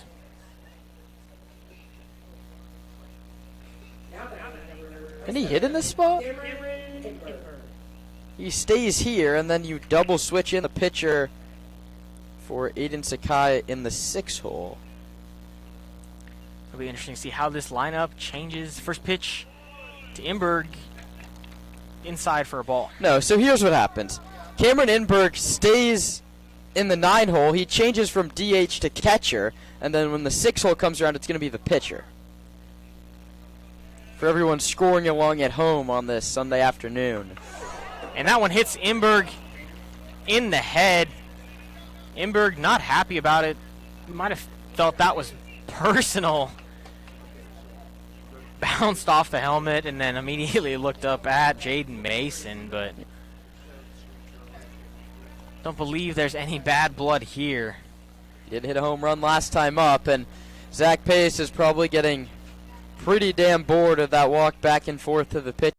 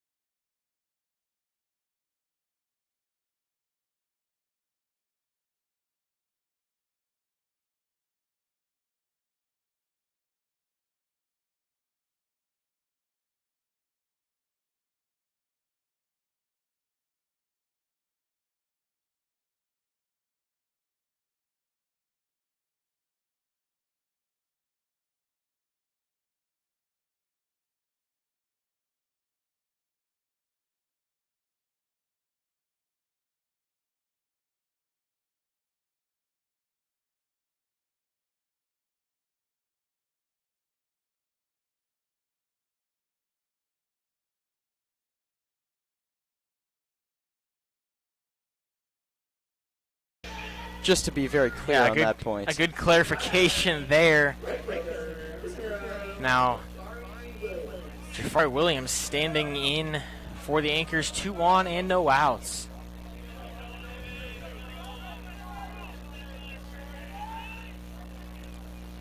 Which he sees, misses low for a ball.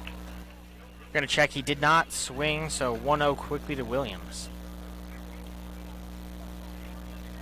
You'd have to think this is the end of the line, wouldn't you, for Jaden Mason?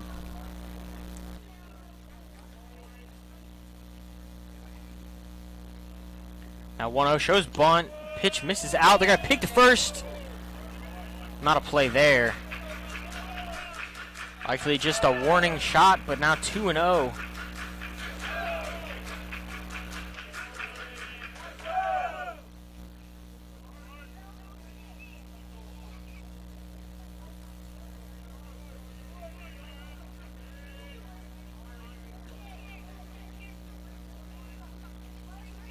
The 2-0 bunt attempt offered, not successful, now 2-1.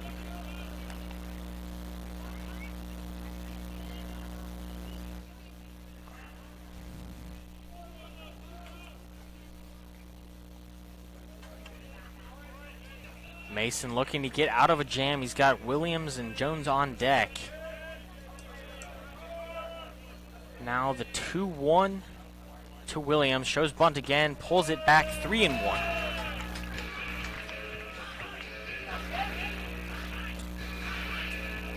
These middle innings just dragging on. The Stompers gave up 5. They got 4 back. I mean, in the last 2 innings, there's been 14 runs scored. The 3-1 to Williams. A pop-up bunt. And I believe we're going to get some runner interference here. Or now we're throwing it around the infield, and that might be a triple play. No. The home plate umpire made the correct call. He called it interference. He called it interference, which is clearly the call. Is Williams was slow out of the box and sort of just stood there. He has to give the catcher Pulowski a lane to make the play, and he's arguing the call. He knows if he wins his argument, it's a double play. I think he'd take the interference. So it will go down as runner interference there. Pulowski had a play on that, but couldn't catch it due to Williams. So they'll bring up Kelvin Jones with 1 out. Still runners on first and second. I mean, it was almost the smart little play where Pulowski lets it drop and then throws it around the diamond, but Jafari Williams was in the way. Williams standing in on the left side. This could be a pair. Roll to second base. On to first. Double play is turned. It goes Libby Han-Lazul to get out of the jam. And perhaps the most effective mound visit we've seen from manager Zach Pace. The Stompers put 2 on with no outs, and none come across to score as we head to the bottom of the 6th. Sing along with Jeff. West Virginia, Blue Ridge Mountains, Shenandoah River. Life is older than the trees, younger than the mountains, growing like a breeze. Country roads, take me home.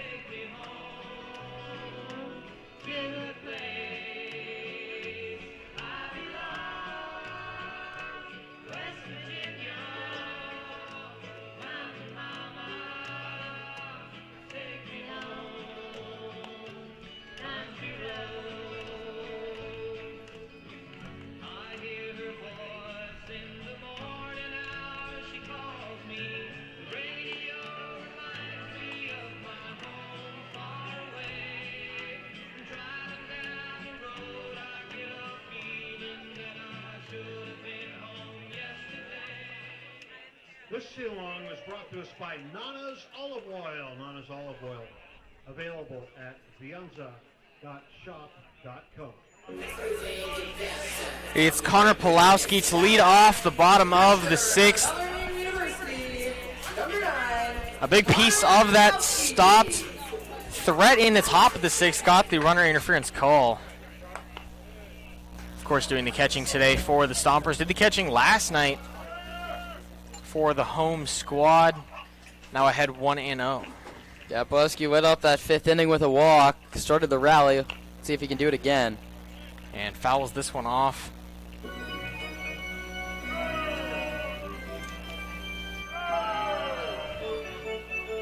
Now 1-1 to the backstop from Pepperdine.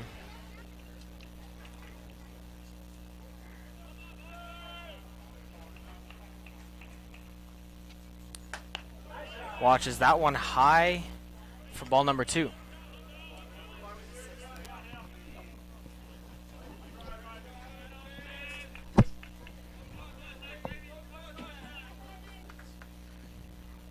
The 2-1 misses out, now 3-1.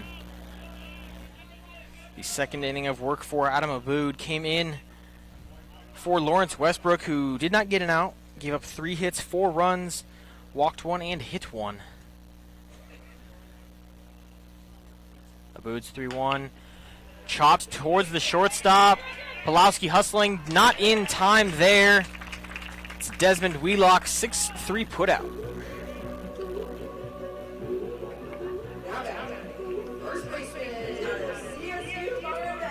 That'll bring up Paul Lazul, the lefty first baseman for the Stompers today.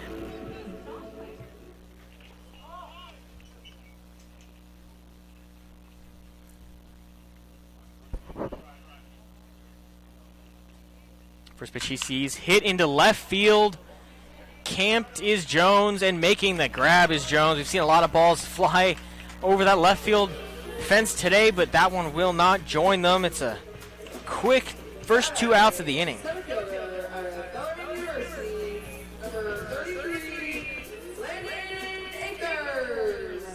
And brings up Landon Akers, 2 for 3 on the day, a home run and a single, as well as a ground out 2 short. He's scored twice, one of which on a wild pitch.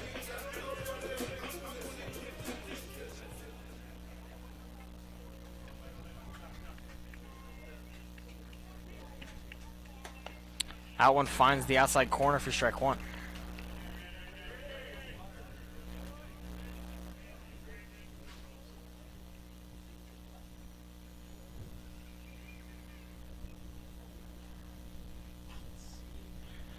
They go 1 to Akers. High and out.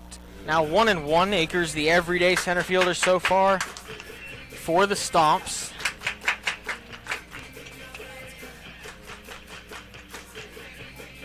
Okay, they're going double barrel in the Stomper pen, a righty and a lefty. And this one rolled down to the shortstop. A routine play made, and that will end a quick 1-2-3 inning for the hometown Sonoma Stompers. It's an 8-7 lead for the visiting Anchors. When we come back, Kieran Costa takes you through the final 3 innings.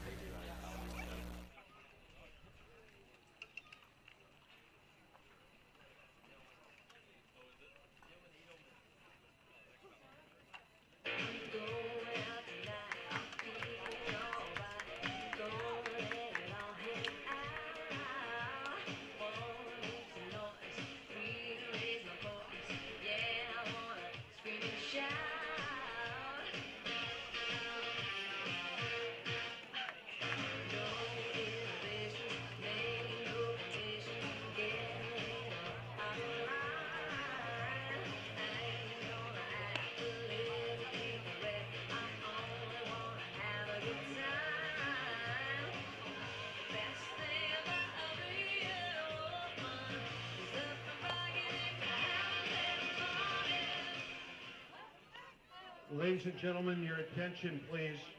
I got an important announcement. At the end of this, the 7th inning of play, the bar at the ballpark will close. I'm sorry, I don't make the rules. I just let you guys know about it. But Steiner's will be open until 2 a.m. tonight, so I'll meet you for a nightcap at Steiner's.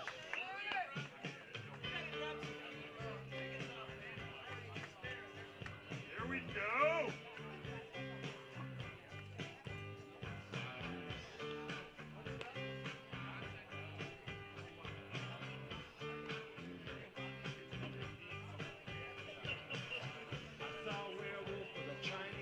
Now pitching for your Sonoma Stompers, number 38, Dylan Allen.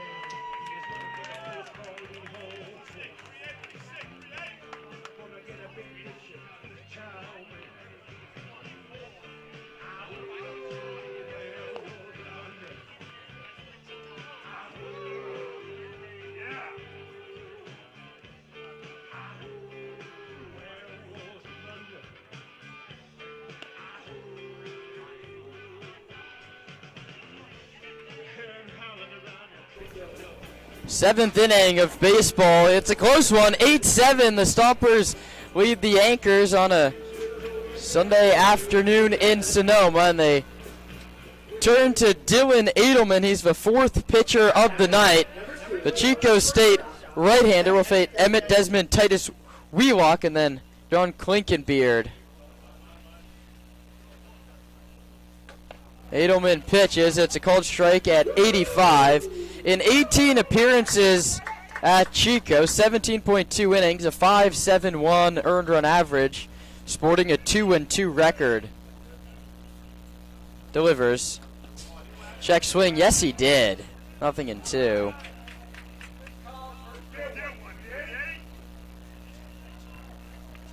Got his first collegiate win on March 1st against Cal Poly Pomona. Pitched out of a bases-loaded jam. The pitch is right down the middle for a called strike 3. That's a nice way to start your outing.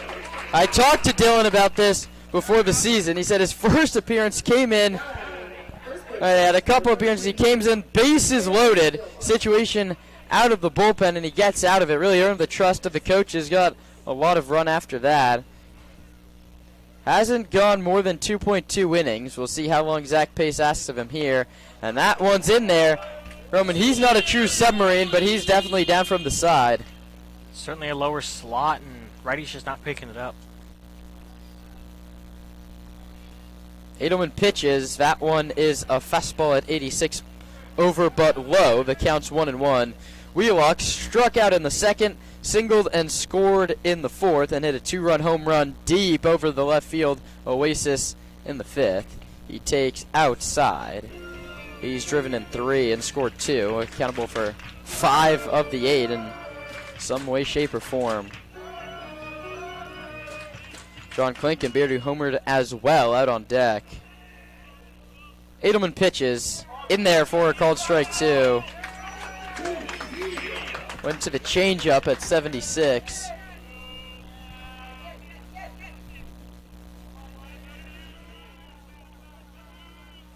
Two home. Low and outside. Filler up at 3 balls and 2 strikes to the powerful first baseman Titus Wheelock.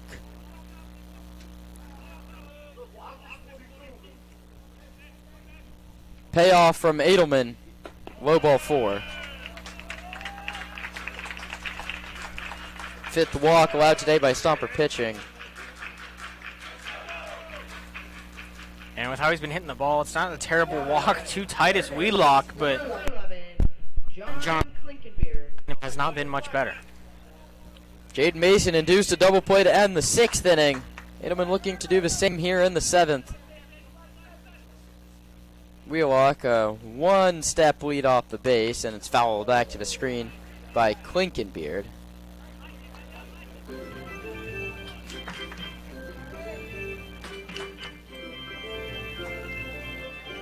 Brendan Lister has come out on deck. He would hit for the vacated spot by Aiden Sakai. The pitch is sent towards right. Keys angling towards the line, battling the sun, backpedaling, makes the catch.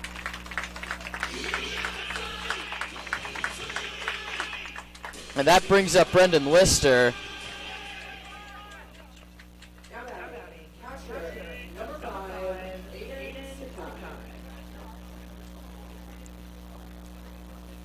Lister came off the bench in last night's contest and grounded into a double play. He grounded into the double play that Braden Gent started to end inning number 8 when the Anchors had the go-ahead run at first base.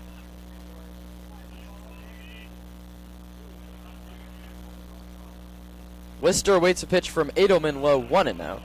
Wheelock stays put as Pulaski keeps it close.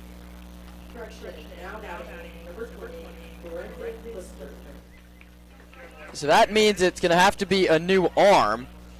And I think it's going to be Caleb Garrison. We saw him up and loosening down that left field line.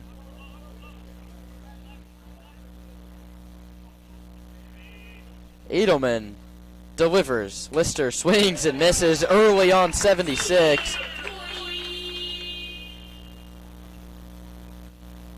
Edelman struck out Desmond. That was strikeout number 4 for the Alameda shortstop as he took a golden sombrero back to the third base dugout, and there's a cut and a miss by Lister.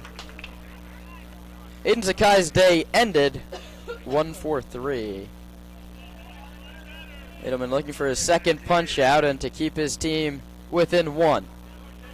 The pitch. Low. Kevin Agantine has had a very good zone today.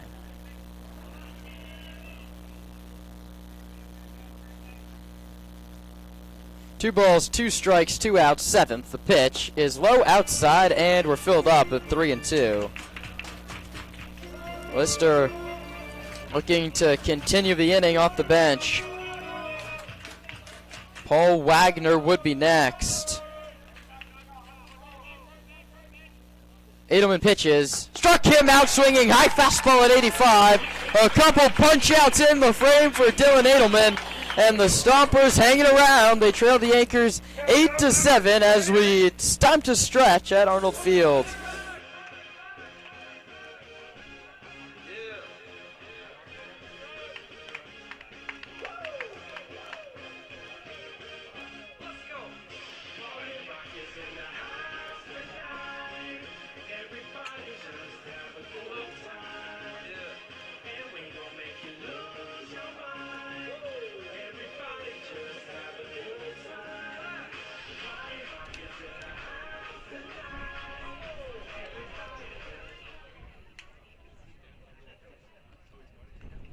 It's time for the 7th inning stretch, brought to you by Congressman Mike Thompson. All right, take me out to the ball game, everybody.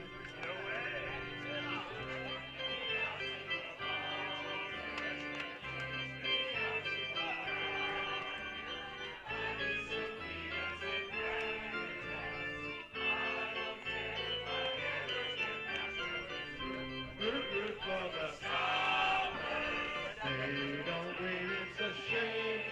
Or it's 1, 2, 3 strikes, you're out of control. Ball game.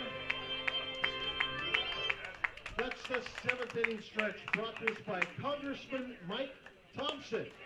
You can see his sign in center field underneath the American flag. Yes, he pays extra for that. Your political donations at work here at Arnold Field.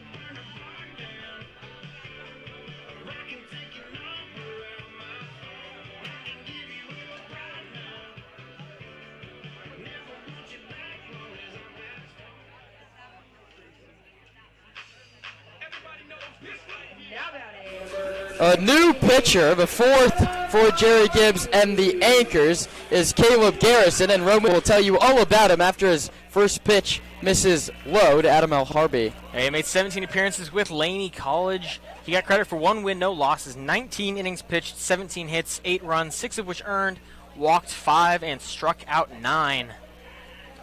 Garrison, the righty, pitches, and now Harvey pops it right back to him. He makes the call, and in the bright sunlight makes a stumbling catch. And that is now 7 consecutive Stompers that have gone down. It goes P1, and he replaces Adam Aboud, who was magnificent. 2 innings, no hits, no runs, 1 walk, 1 strikeout, and he came into a situation with the bases loaded, and he walked 1 hitter, and then sac fly strikeout line out and set down the Stompers in order in the 6th. Now he turns to Caleb Garrison with 8 outs to get for Alameda pitching. Hahn takes outside 85 miles an hour from the righty. McCann Libby on deck. Hahn flew out in the 1st, walked and scored in the 4th, and was hit by a pitch in the 5th. He takes high 2-0, and Hahn really has a very good control of the strike zone.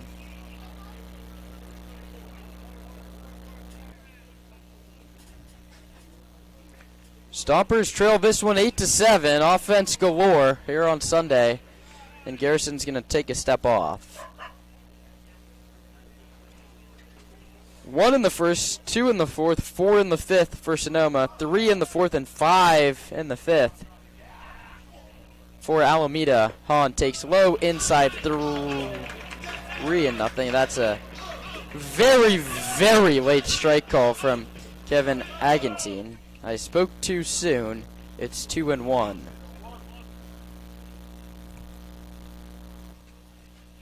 Two-1 to the lefty Hahn.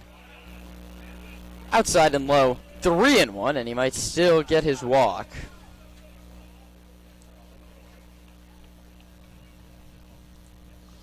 No action in the Stomper bullpen. You'd assume it's Edelman's 8th. 3-1. Hahn hits it right back to the screen. Right on a fastball at 84 miles an hour, just off the outer third.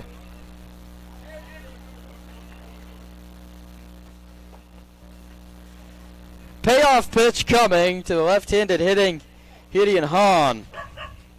Garrison working off the middle of the rubber, sets at the belt, staring in to get his sign and pitches. Hahn takes ball 4, breaking ball away. How about 3 times on base for Gideon Hahn, moved up to the 3-hitter. And Gideon Hahn just has had such a great approach all game. He's got 2 walks now and was hit by a pitch, but in that hit by pitch at bat, he had seen 5, 6, 7 pitches and was working the count really well, but then got plunked and got himself another free base. That brings up McCann Libby.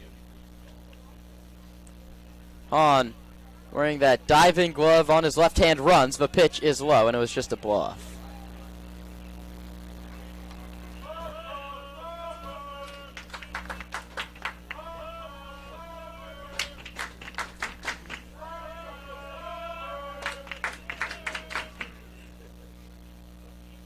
Hahn dives back to the pack, and there was no pickoff.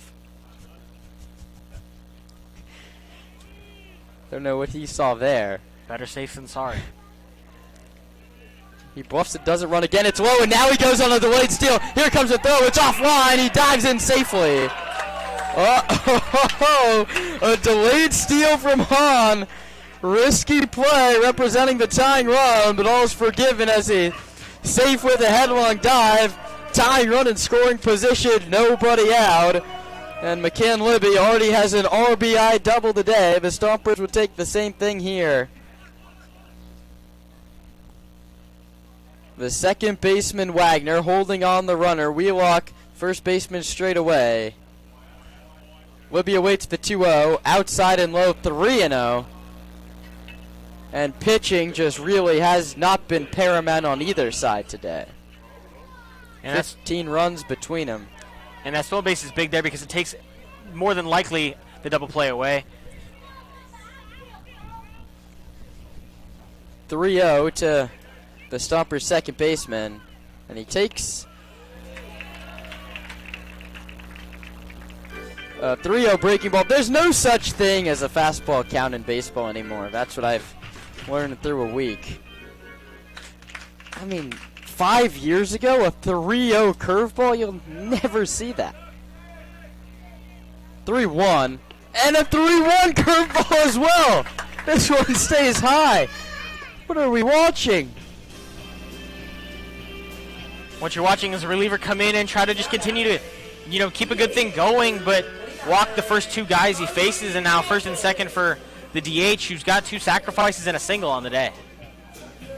Gabriel Rojas wasn't too pleased with the first 2 walks, and he's going to come and have a meeting with his catcher Inberg and his pitcher Garrison. The Stompers in prime position to take the lead here in the bottom of the 7th. Hahn at second. Libby at first with 1 away. Charlie Moulton will be the hitter, and a very productive day at the plate for him. He singled in the 2nd, sac bunt in the 4th, sac fly in the 5th. 1 hit and 1 RBI.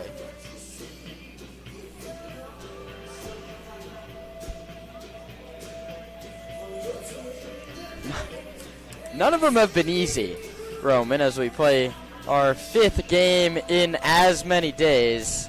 I mean, Berkovich, the 9th inning comeback, that's a 1-run game. The first game against the Express is a 1-run game. It was a 1-run loss. Even the win against the Express is a 1-run game with 2 outs in the bottom of the 8th. The first one to Moulton is behind him. He says it's hit him, and the home plate umpire says no. It was behind him, but missed him. That's a break for Caleb Garrison. Trent Keys on deck.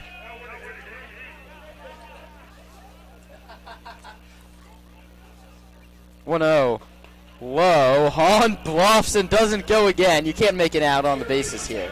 Yeah, you got to be content with your lead if you're on the bases right here, because you only got 1 out. You can't get doubled up for sure, but you certainly don't want to be too aggressive here. Try to push the envelope and get caught. Klinkenberg even with the bag at first. Titus Wheelock in on the grass at first base, playing in front of the runner Libby. 2 balls and no strikes. Hitters count for Moulton.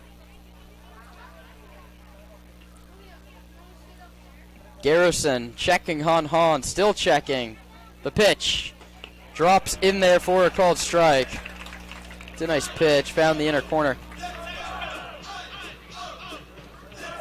8-7-0 for Alameda. 7-7-0 for Sonoma, looking to change that here. 2 balls and 1 strike to the designated hitter Moulton. First time in the lineup for Charlie this year. The pitch is low, 3-0, and a walk loads him up. Has to be in the zone here if you're Garrison. Nobody up and loosening for Alameda, and at some point you have to ask how many arms are left in that third base dugout. You green light Charlie Moulton. It's got to be there. 3-1 coming. He takes low ball 4. 3 straight walks to start the appearance. And here comes Trent Keys, and well, it couldn't be a better situation for Sonoma. And this bases loaded moment is brought to you by Friedman's Home Improvement. Friedman's is loaded with all your home improvement needs. Friedman's, if they don't have it, you don't need it.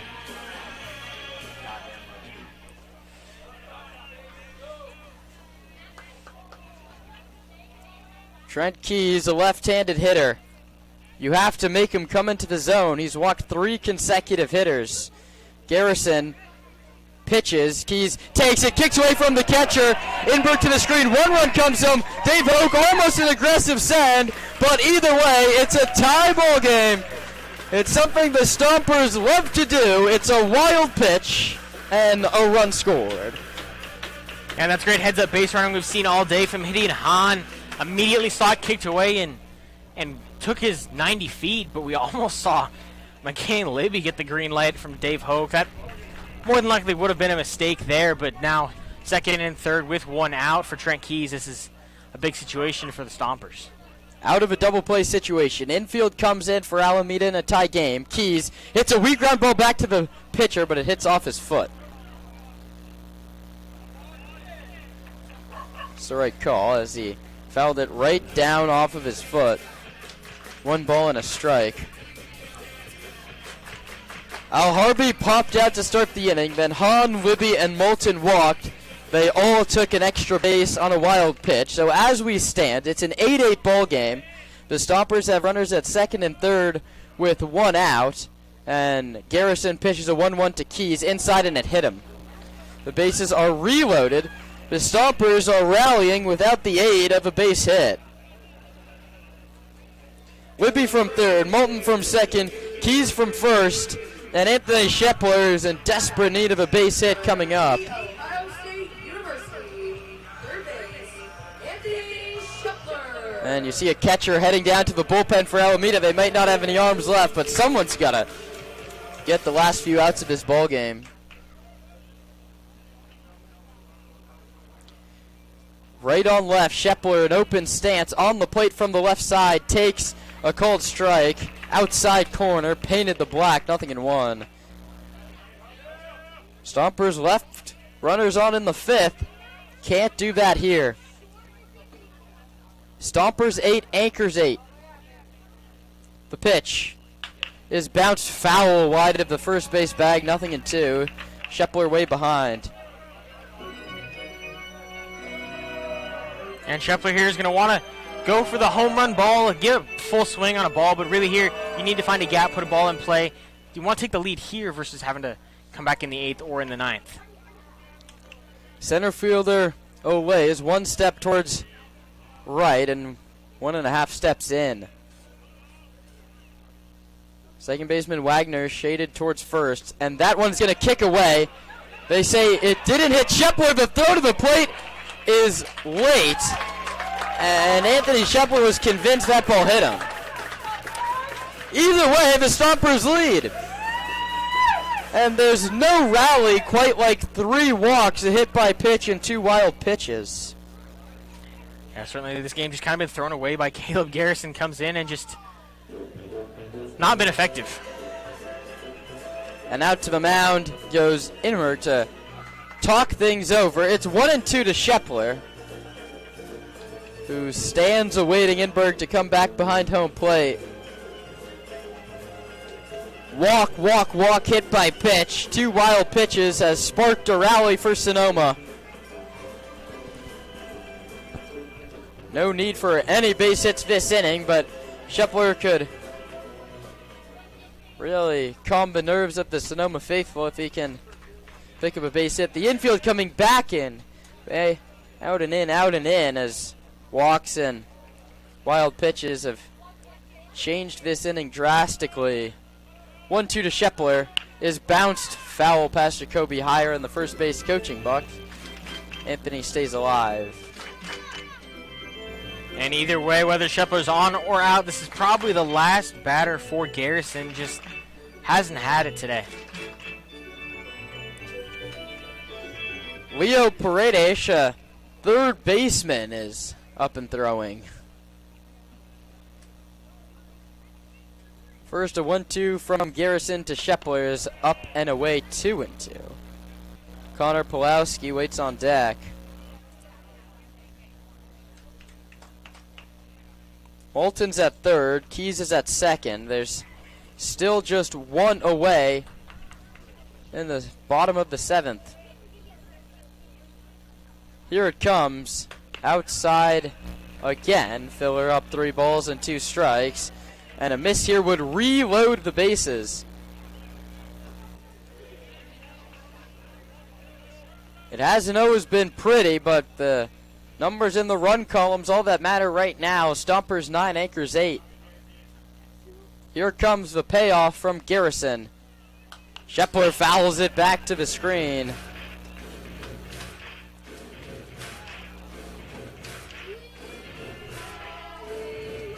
And you have to feel a little bit for Caleb Garrison. That mound has to feel like one of the loneliest places on earth. Sometimes you have the command, sometimes you don't, and that command is eluding Garrison right now.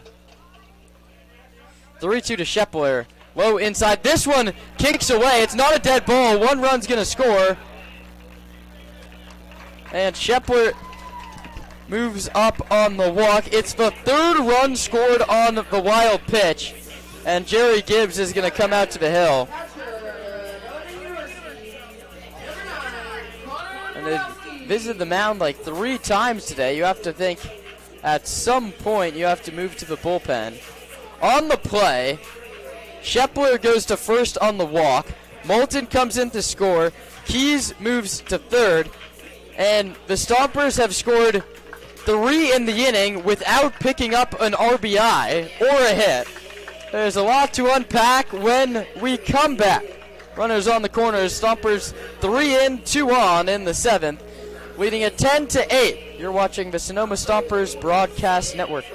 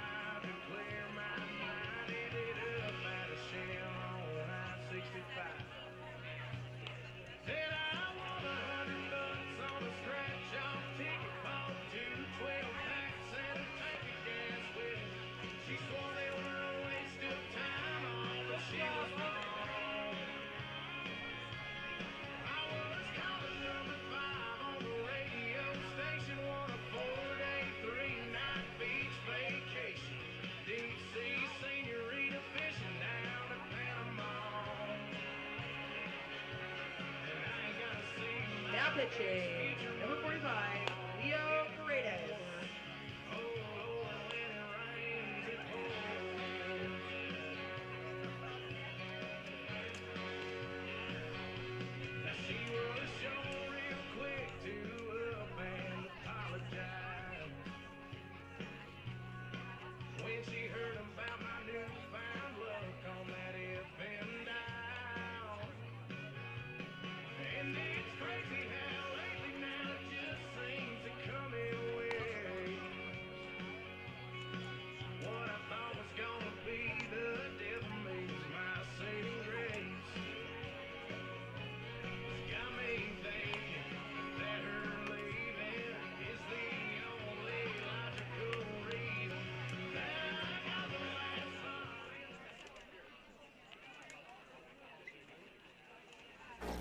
It's been an eventful 7th inning. The Stompers have scored 3 runs on 4 walks, a hit by pitch, and 3 passed balls / wild pitches.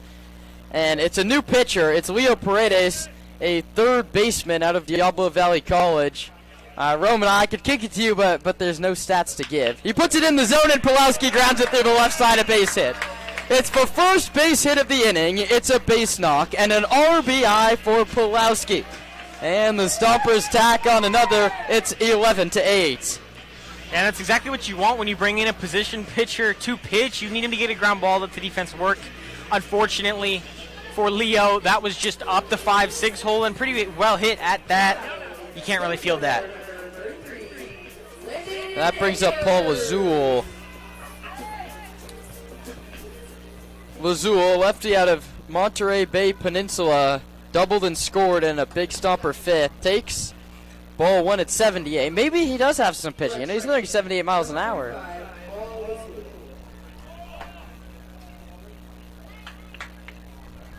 Six consecutive Stompers have reached base. The pitch outside, 2-0.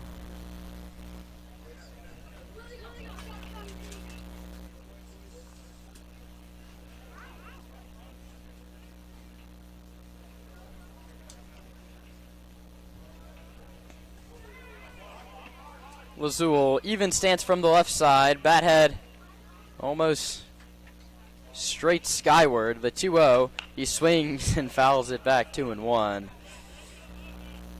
Lazul looking to flip the lineup for Landon Akers and really put this thing out of reach. One big piece of that is not getting too big here, not trying to swing for the fences. You just got to keep the inning rolling here because you don't quite have the pitching expertise facing you, but you still need to be you have a good approach and be patient. Keep the line moving. Lazul hits this one towards left center. It's cutting into the alley, and it's down. It's rolling all the way to the wall. It's bobbled out there and right. The 2-run score easily. Lazul pulls up at second with an RBI double. His second 2-bagger of the game. A couple ribbies for Paul, and it's all Stompers. A 6-run 7th inning.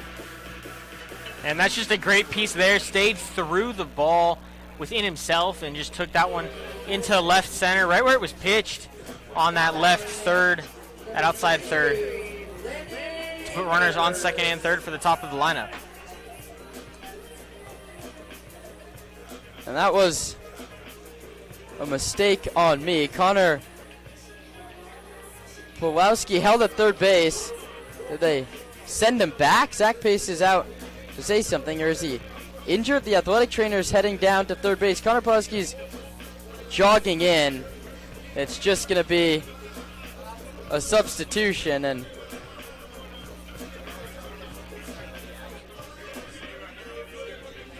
I think Connor Pulowski wasn't running hard on the fly ball, and Zach Pace immediately took him out of the game. So, my mistake, it's 1 RBI for Lazul. Pulowski, or that new runner, is at third base. Yeah, it looks like it's Estevan Sepulveda. Kieran Baker is going to come in to run at second base, and Sepulveda is going to come in to catch.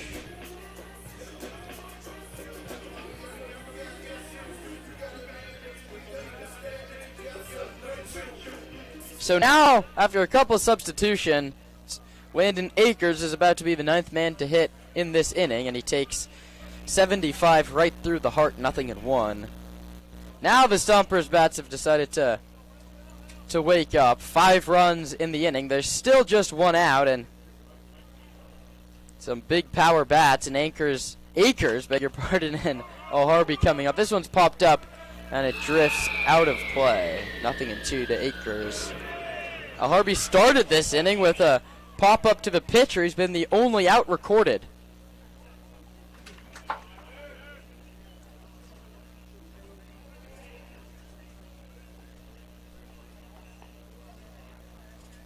So you think that Trent Keys is going to move to first base, Kieran Baker is going to go to right in the top of the inning. The 0-2 to Akers, outside, ball 1. Infield in. Except for the third baseman, Quinkenbeard's playing even with the bag in case Paredes wants to pick back to third, I guess. As Akers pops this one up, not deep, very shallow center field. Olays is under it and makes the catch. And no movement from Esteban Sepulveda. That goes F8. Akers is retired. And this brings up Adam Alharbi for the second time this inning.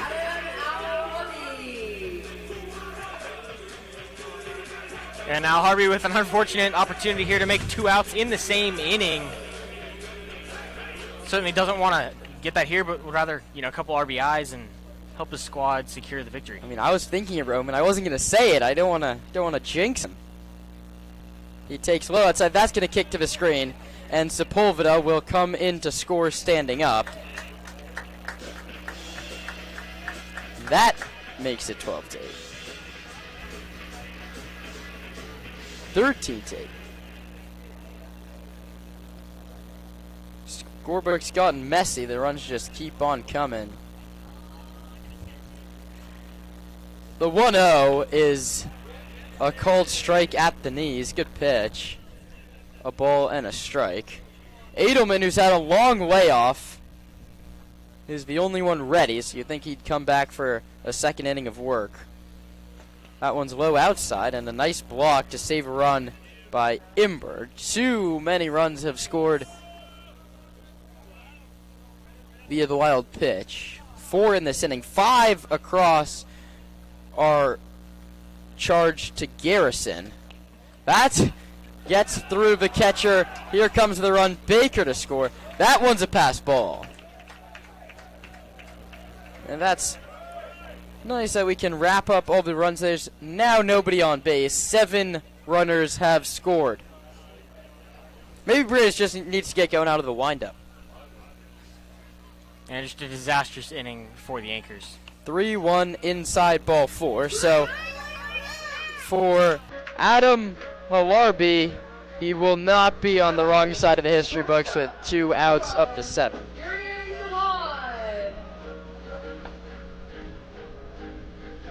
And that's the 5th walk of the inning. Just not what you need from your bullpen. Obviously, it's game 2 of a doubleheader, and you might not have as many arms as you'd like, but you got to be able to scrap something together here and finish the game out. Halarby leads off first. The pitch. In there for a called strike to Hahn, who's walked twice, been hit by a pitch, scored 2 runs, stolen a base.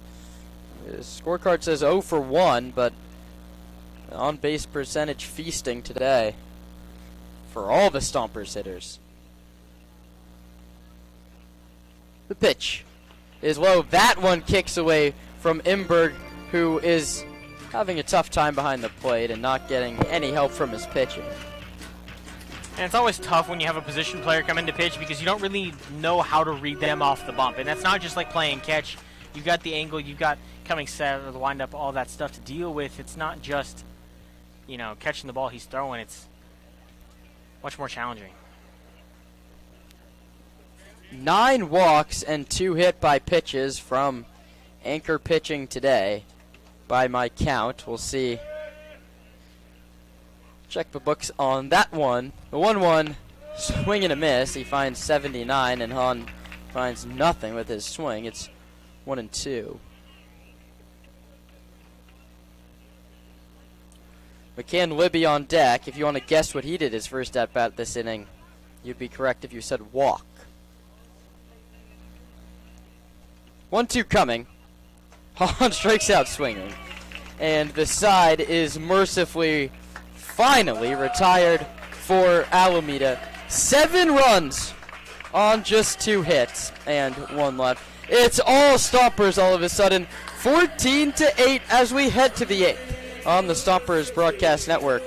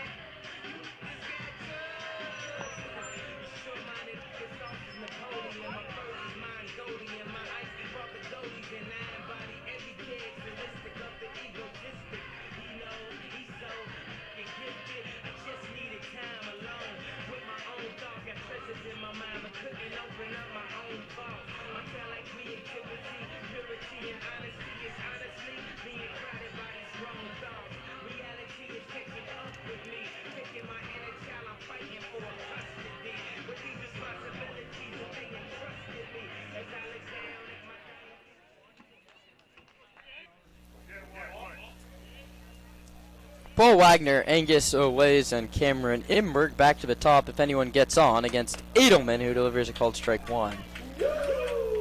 Dylan smoothly pitched through the 7th, picked up a couple Ks.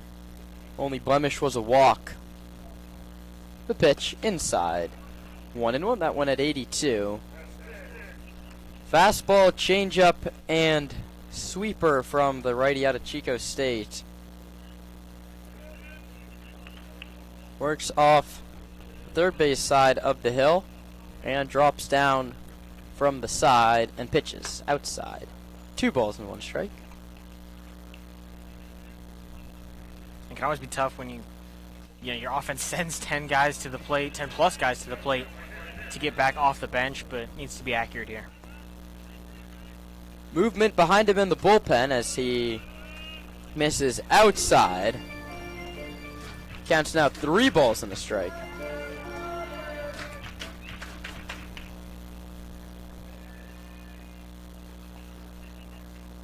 The 3-1 is off the glove of Sepulveda, the new catcher, and it's ball 4. A couple defensive changes. Trent Keys moves to first base. Kieran Baker moves to right. They both came on as pinch runners.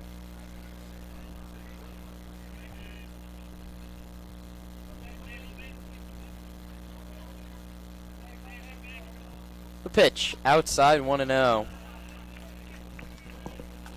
Olays bounces out to the pitcher, was hit by a pitch and scored. He also walked. Hitless.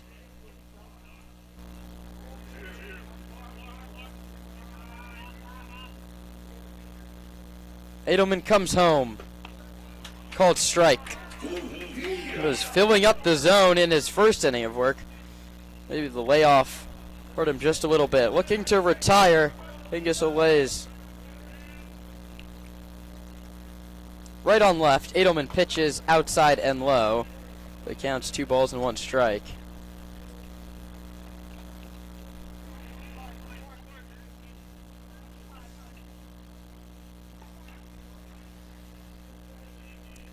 The pitch is lined hard but foul the opposite way. And the count's 2-2.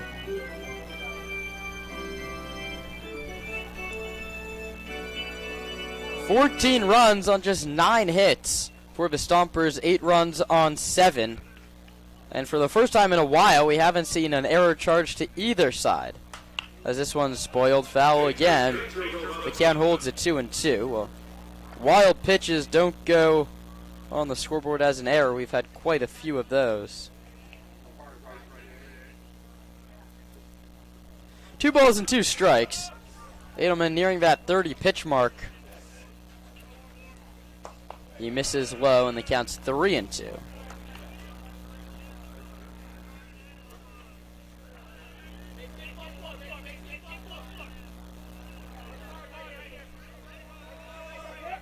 Three-two coming.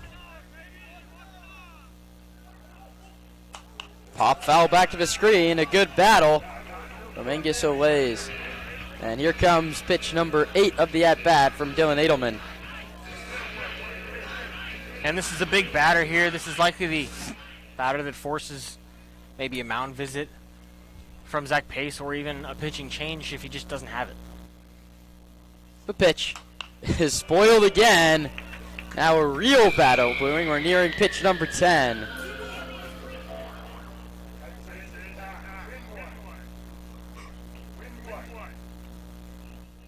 Three balls and 2 strikes.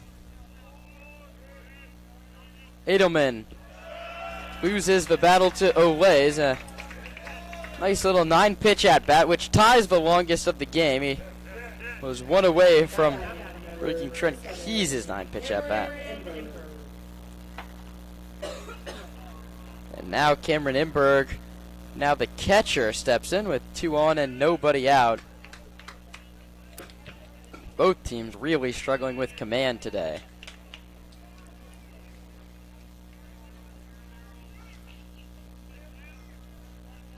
First and second, nobody out. Edelman comes home. Swing and a miss.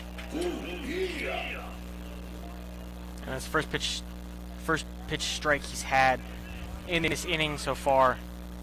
Going to need to continue that.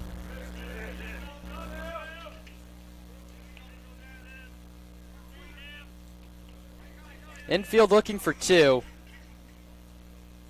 Edelman pitches. Called strike at the knees.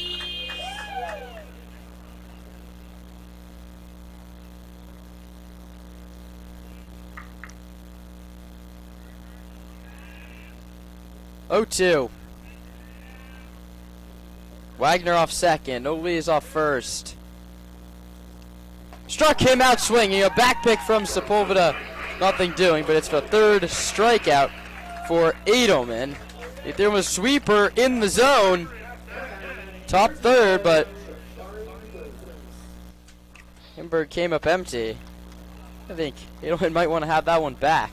Yeah, it's something on a pitch you're aiming to throw. You see very often, but if it works, it works, and he got a big first out of the inning. Back to the top in Jafari Williams, who's reached base twice and stolen 4 bases. He hits a cue shot towards second. It's sinking fast and it will, and it gets by Keys. Everybody is safe. There was a moment where you thought Keys could pick it up and go to second, but a weird little cue shot off the inner third of the bat. The ball squibs on the ground away from Keys. It's an infield single. No one made a mistake, and the bases are loaded.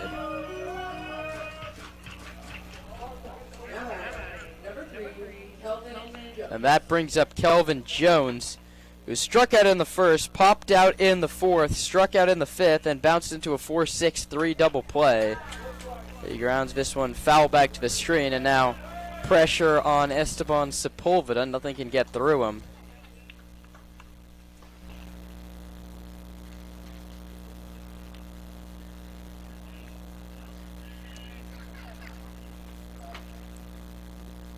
The pitch.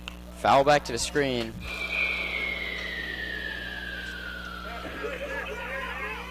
Bases loaded for the Anchors. They trail it 14-8 after the Stompers hung a 7 spot in the 7th inning.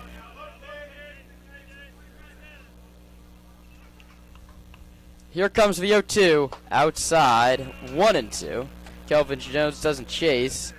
And on deck is Emmett Desmond in limbo with a platinum sombrero an option if Edelman can get him via the K.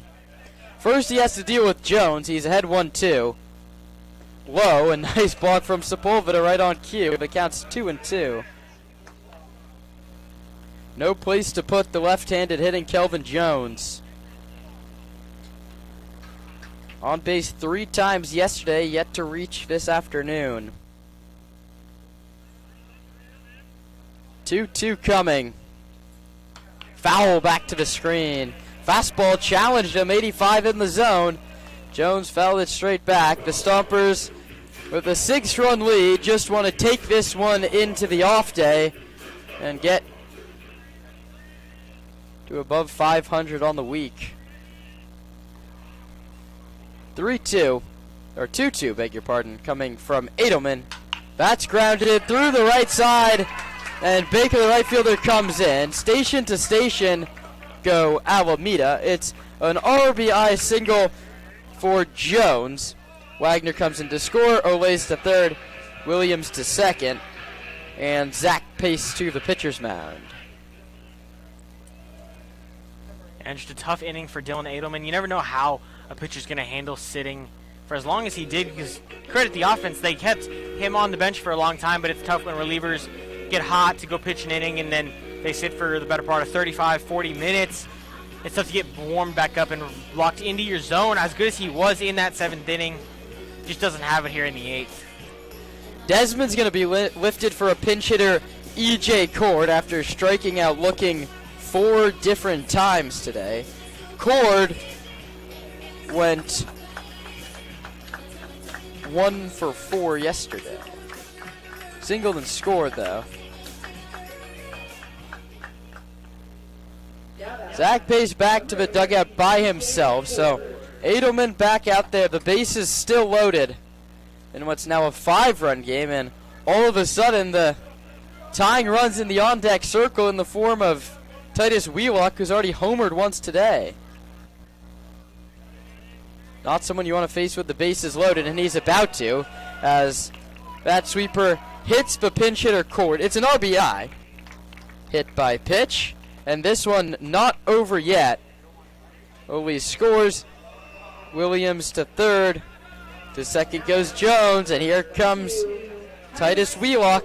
You don't want to put it in the zone, but you sort of have to with the bases loaded. Here we go, bases loaded, and the cleanup hitter Wheelock, who's singled, homered, and walked today. Waits the first one from Edelman outside. 1 ball and no strikes. A fastball at 84. And drama brewing yet again here at Arnold Field. It has not been an easy week 1 for the Stomper faithful. Stompers 10, Anchors, or Stompers 14, Anchors 10. Looks like a football score, not a baseball score.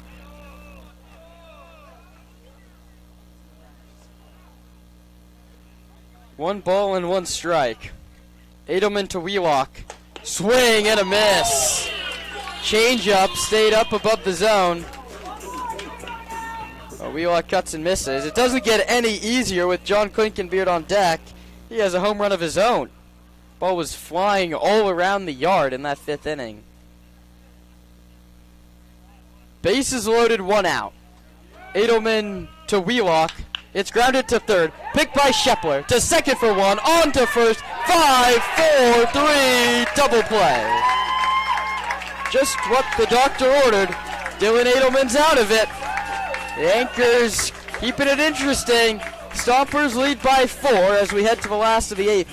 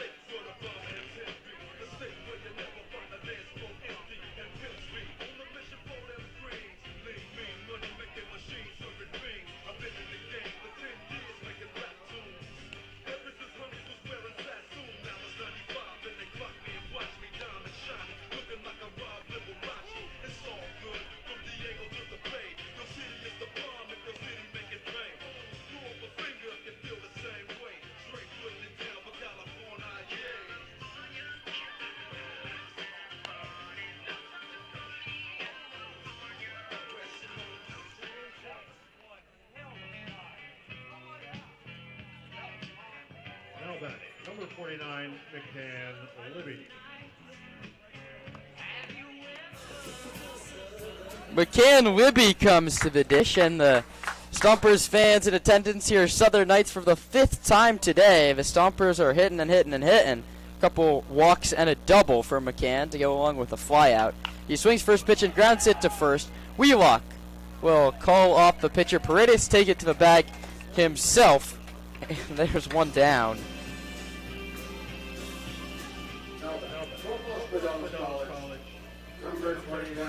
That brings up Charlie Moulton. One of 3 Los Medanos College players in the starting lineup. He's singled, sack bunt, sack fly, and a walk. So 4 very productive at-bats.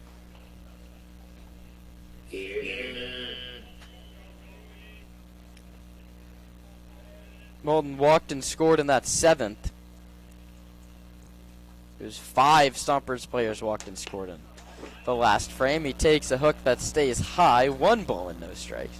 Off day tomorrow for the Stompers. They're back in action 6:05 on Tuesday when they open up the CCL slate against the Blues. Moulton lines a shot back up the middle for a single. His second knock of the ball game. He could be a lineup regular if he keeps swinging it like this. That brings up Trent Keys. It's a 2-game set against the San Luis Obispo Blues. Pre-game show 5:50. That's both Tuesday and Wednesday here at Arnold Field.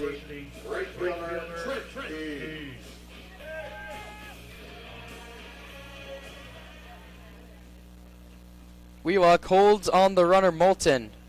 Keys, a left-handed hitter. Takes outside with a breaking ball that counts 1 ball and no strikes. A righty's throwing for Sonoma. Edelman didn't go more than 2.2 innings at school, so I'd be shocked if Zach Pace sends him out for a 3rd inning. As Keys fouls this one back to the screen. That one was 72 miles an hour center cut.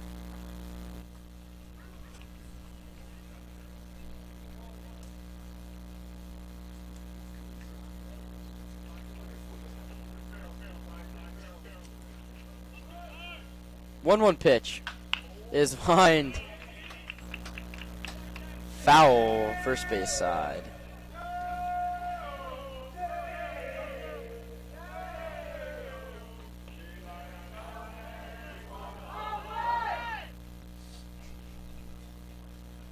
Stompers fans in attendance want a home run. They've only seen one. They've seen a couple from the visiting squad so far. Stompers 14-10 lead, and Keys, that's not going to get out of the yard. It's foul over the dugout, and again holds at a ball and 2 strikes. 6th or 5th different pitcher for Alameda. And it's been the middle part of the lineup that they've really struggled with. Hedin Hahn, McCann Libby, Charlie Malton, Trent Keys have all had really good days, whether it's quality ABs, getting on base, or just putting balls in the gaps. They've been great. This one is bounced foul. Every Stomper has reached base. All of them except the on-deck hitter Anthony Shepler have reached twice. Barring a double play, he'll get his chance to add his name to that list. And here comes pitch number 6 to Trent Keys, who has worked 2 battles already over 8 pitches. We'll see if he does that again here. If he gets to work, the 1-2 is outside 2-2. Well, not only have they all reached base, they've all scored as well. Offense very plentiful here in Sonoma today.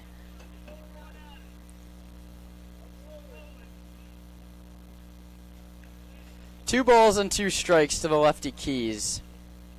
Outside 3-2.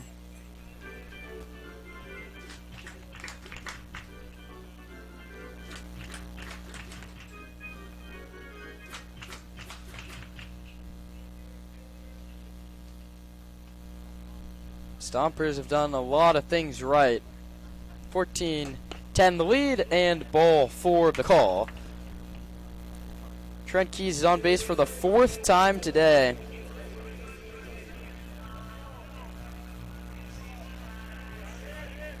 Now back from Ohio State University, 3rd baseman Anthony Shepler. Brings up Anthony Shepler, as I mentioned, trying to be the 9th Stomper to reach base 2 times. Esteban Sepulveda will get his first at-bat on deck. First pitch curveball called strike.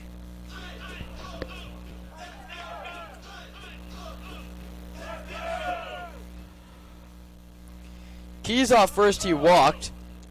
Moulton off second, he singled.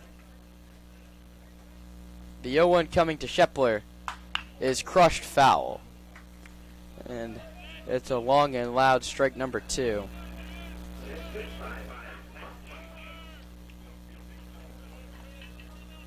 Oh, 2 to Shepler. To San Marin High School just up the road. Hit over 300 his senior season, just 4 at-bats for the Buckeyes, and this at-bat continues as he takes up and away with a fastball, 1-2.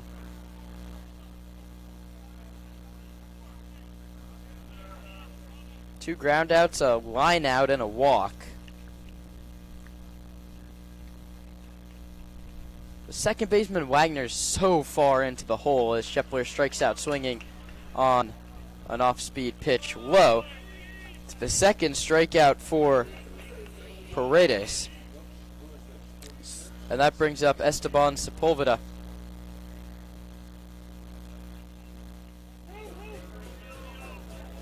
Number 36, Esteban Sepulveda. As it stands right now, it's Dylan Edelman's game to win and Caleb Garrison's game to lose, as Sepulveda takes a called strike 1. And as we are nearing hour number 4, everybody just wants to go home.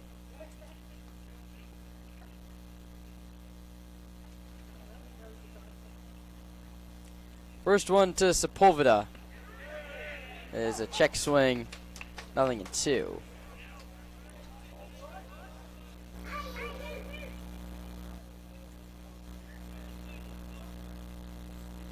Oh, and 2 to right-handed hitter Paredes.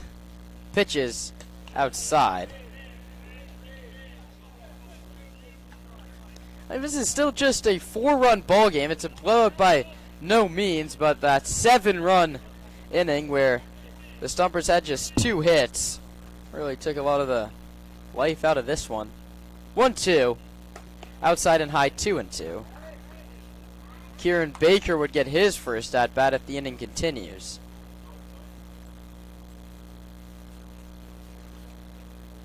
Thanks for sticking with us here on the Stompers Broadcast Network. Pitch, swing, and a miss. And the inning is over. The Stompers get a walk, get a hit, leave them both, and they'll look to shut the door. It's Justin Jones tasked with that in the 9th when we come back.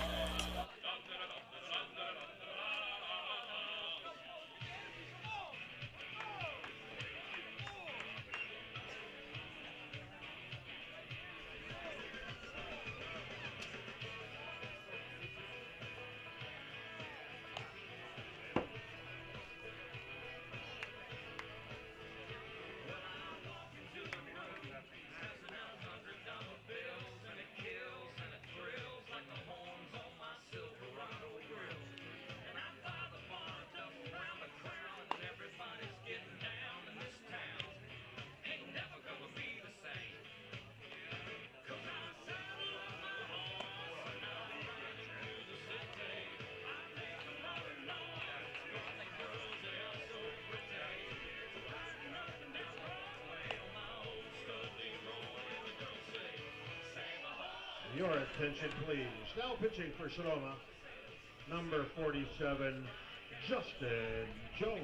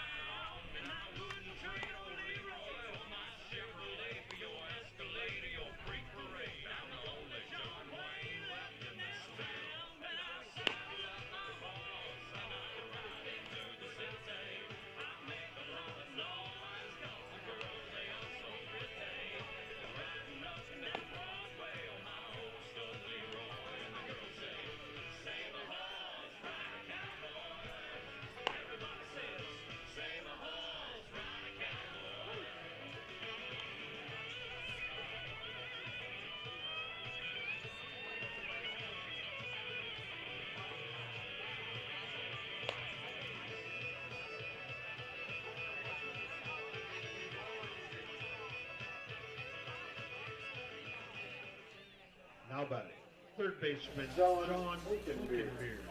Justin Jones is going to come in to close out the ball game. He relieves Dylan Edelman. Jones out of Los Medanos College, 7 starts, 10 appearances. He had a 3.9 earned run average over 30 innings pitched. Books closed on Edelman, 2 innings, 2 hits, 2 runs, both earned, 3 walks, and 3 strikeouts.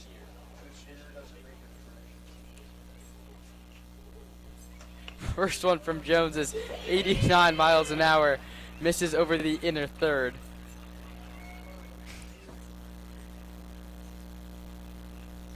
Well, he's John Klinkenbeard, and then a pinch hitter in the pitcher's spot, and then Paul Wagner. That one's fouled back to the screen.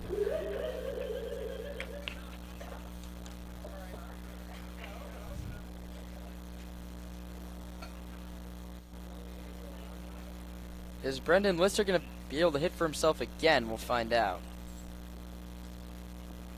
The 1-1. Misses. It's 2-1. So I think Brendan Lister is able to hit again because the DH was Cameron Imberg, who then went in to play catcher. So the DH... You lose the DH. He can't hit again. And honestly, in a 14-10 game, if they can get Klinkenbeard here, I wonder if Zach Pace even mentions it, as we'll see. He struck him out swinging. But I don't think Brendan Lister is allowed to hit here. And he's going to come out and hit anyway. He was double switched out of the ball game. Sure, it's not a league game, why not? First pitch is in there to Lister, who's magically going to take a second at bat. He struck out his first crack at it, right?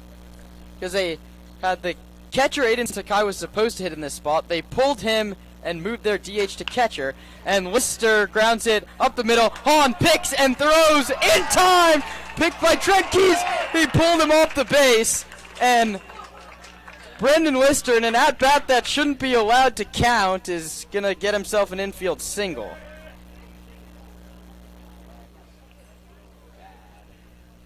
Oh, Trent Keys has just been so good at first base, and I thought he'd gone and done it again.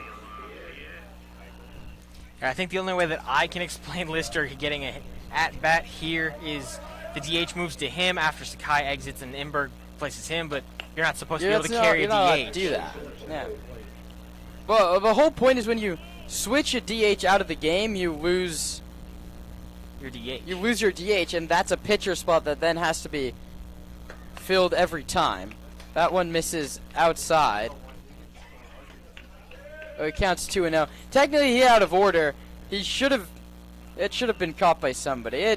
So if Stompers win this ball game, all is forgotten. 2-0. Swing and a miss. Fastball. It hasn't seemed to matter to Justin Jones, who continues to pour it in there.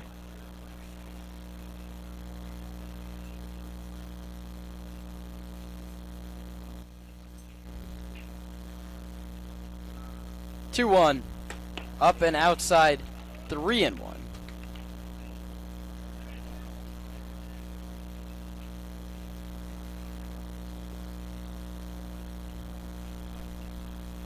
Short lead off first for Lister, and that's ball 4. To Kai Galinsky, who came in as the pinch hitter, and now all of a sudden there's a little bit of something brewing for Alameda in the 9th. It's time for Angus Solis to hit. And Imberg at this point should be allowed to hit in the 9 spot. That's his spot. There was never an issue there. It's just the fact that Lister got a second at bat. Fastball 89. Jones has been sitting 88, 89 on every fastball we've seen so far.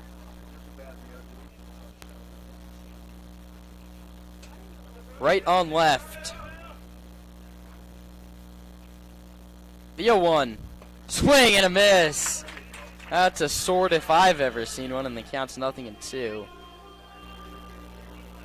Jones pitched to a sub-4 at Los Medanos. He got the innings too. Pitched 30 frames. His 0-2 here. Struck him out swinging, and Angus Olays was overmatched on every single pitch of that sequence.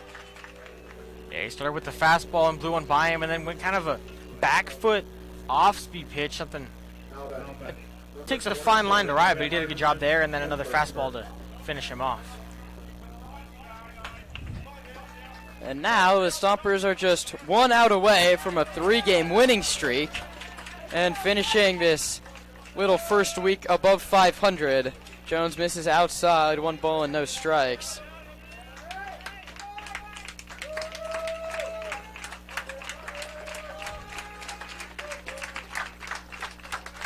One 0. Outside 2-0, and need I remind you that the tying run is in the on-deck circle. So this will go from a nice little Stompers win to the tying run at the plate. If Jones can't get him. If this is popped up, foul territory down the first base line, but it's sitting fair and drops foul. There's a second.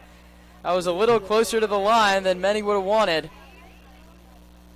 Counts 2 balls and 1 strike.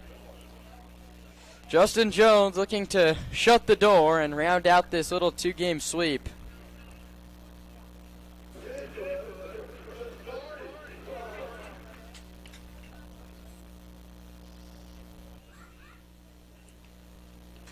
Two balls and 1 strike. Imberg has a 3-run home run already today. The pitch. Up and away, 3-1, and 1 more wide one loads up the bases and brings the tying run to home plate. Jones has to put this one in the zone to Imberg. Pitch, swing, and fouled into the glove, 0-2. Runners will be going on the payoff with 2 outs in the 9th.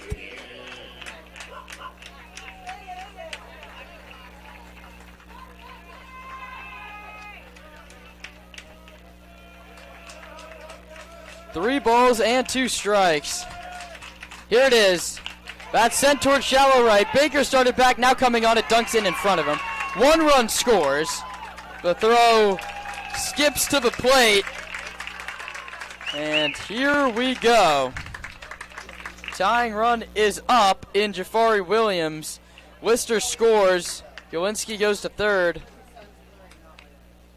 And Baker took 1 step back and couldn't recover in time to come get it. Yeah, just not a great read in right field from Baker, who did come into this game after Lazul left and Keys moved up to first base, but that's a play you got to make. As this inning continues, that scoring error, that one's up the middle into center field. 2 pitches, 2 singles. The tying run is standing on first base for Calvin Jones. And now you really have to go back and look at how Lister hit for himself.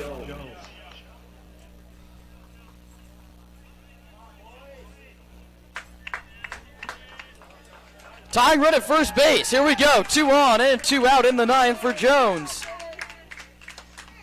1 for 5 today. He takes a first pitch breaking ball called strike 1. Jones struck out, popped out, struck out, bounced into a double play and singled. He has an RBI. He takes outside 1-1.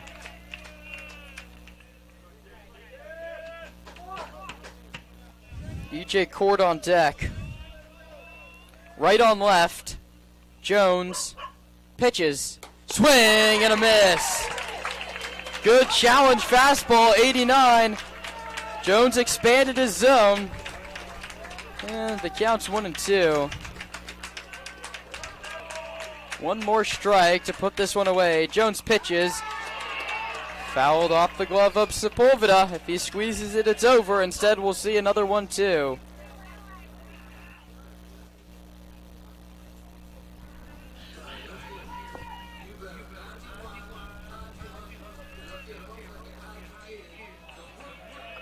Imberg's at second. Williams is at first. The pitch. High. 2 balls and 2 strikes.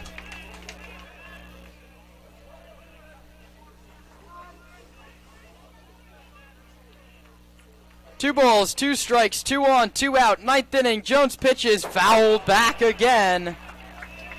Pitch number 7 coming in the battle between Justin Jones and Kelvin Jones. And Justin Jones tried to go back foot curveball once again there, but credit to Kelvin Jones, had a very patient approach. Knew he wasn't going to be able to really put that in play, but could get some lumber on it to see another pitch. This battle between the Joneses continues. 2-2 coming. Foul back to the screen. I'm struggling to keep up, you could say.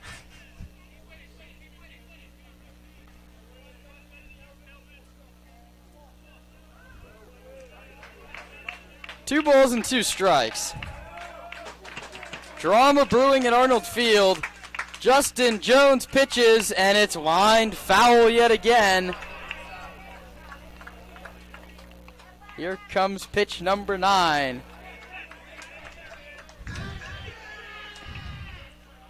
E.J. Cord has come off the bench, and he only saw one pitch. It hit him.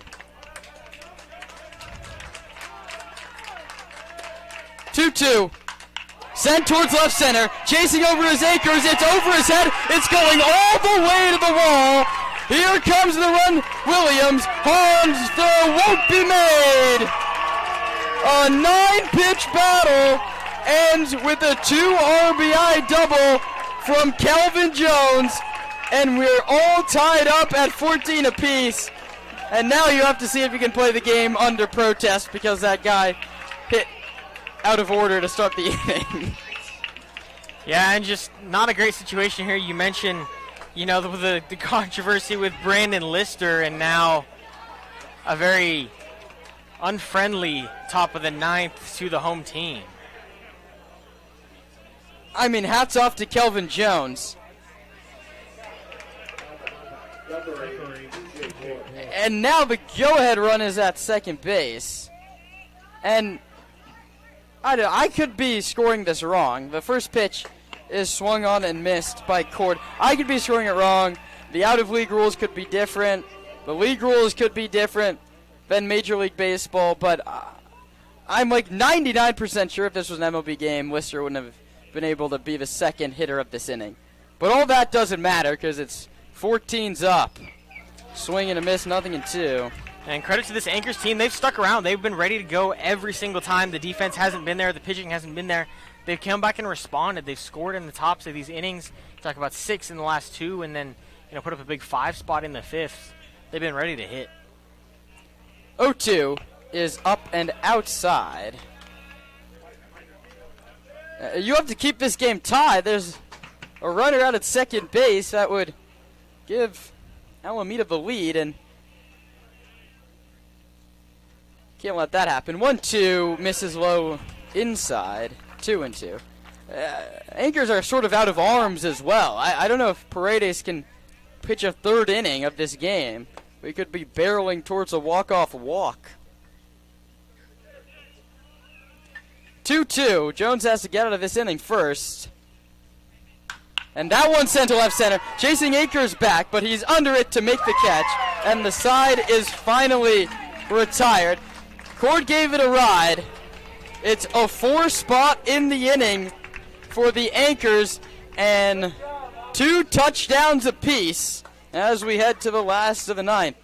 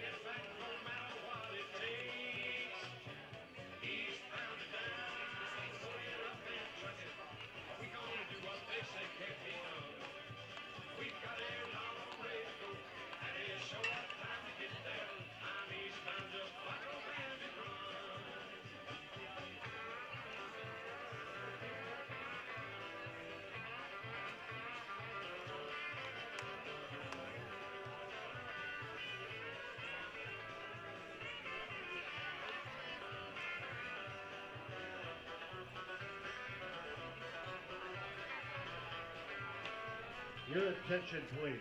Now pitching for Alameda, number 0, Jafari Williams.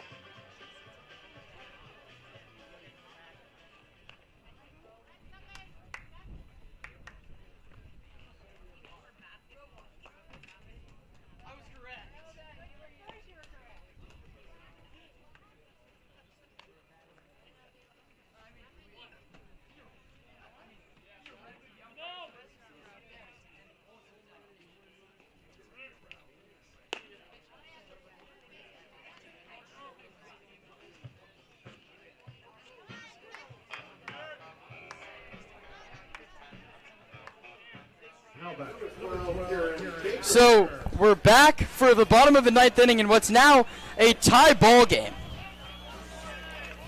at 14 apiece.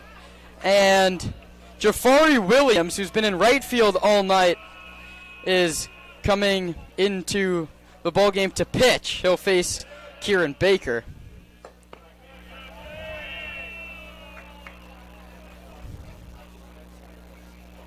That one misses for ball 1. Williams throwing the ball hard.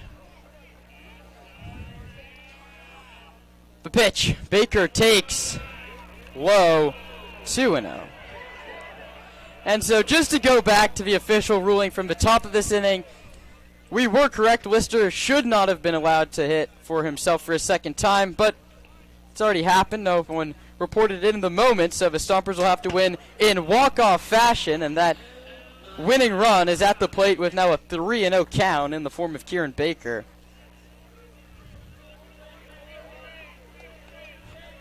And Hyun Han is warming up in the Stomper bullpen if we have to play a 10th. 3-0. Baker takes a called strike. Baker came in to pinch run for Paul Lazul in the middle of a 7-run inning where we thought this one was all but iced away. Instead, a 2-out rally in the top of this inning from Alameda has us playing in the bottom of the 9th, and the Stompers have the winning run aboard. It's Kieran Baker at first base with nobody out. And this is exactly who you want up here. If you're the Stompers, you have the top of the order up in the 9th. You just wish you hadn't thrown away the massive lead you had beforehand with the 7th spot in the 7th, and then, scratch that, but giving up 4 in the 8th, not ideal. The Anchors have scored the last 6 runs of the ball game, but it's all forgotten if the Stompers come through. Akers squares the bunt and pushes it. First base side, Williams the pitcher, gloves it, he bobbles it. And it kicks away. And Williams is arguing for runner's interference because he was called for runner's interference back when he was hitting, but I mean, what are you going to do? Akers spun out of the way, out of the baseline to help him.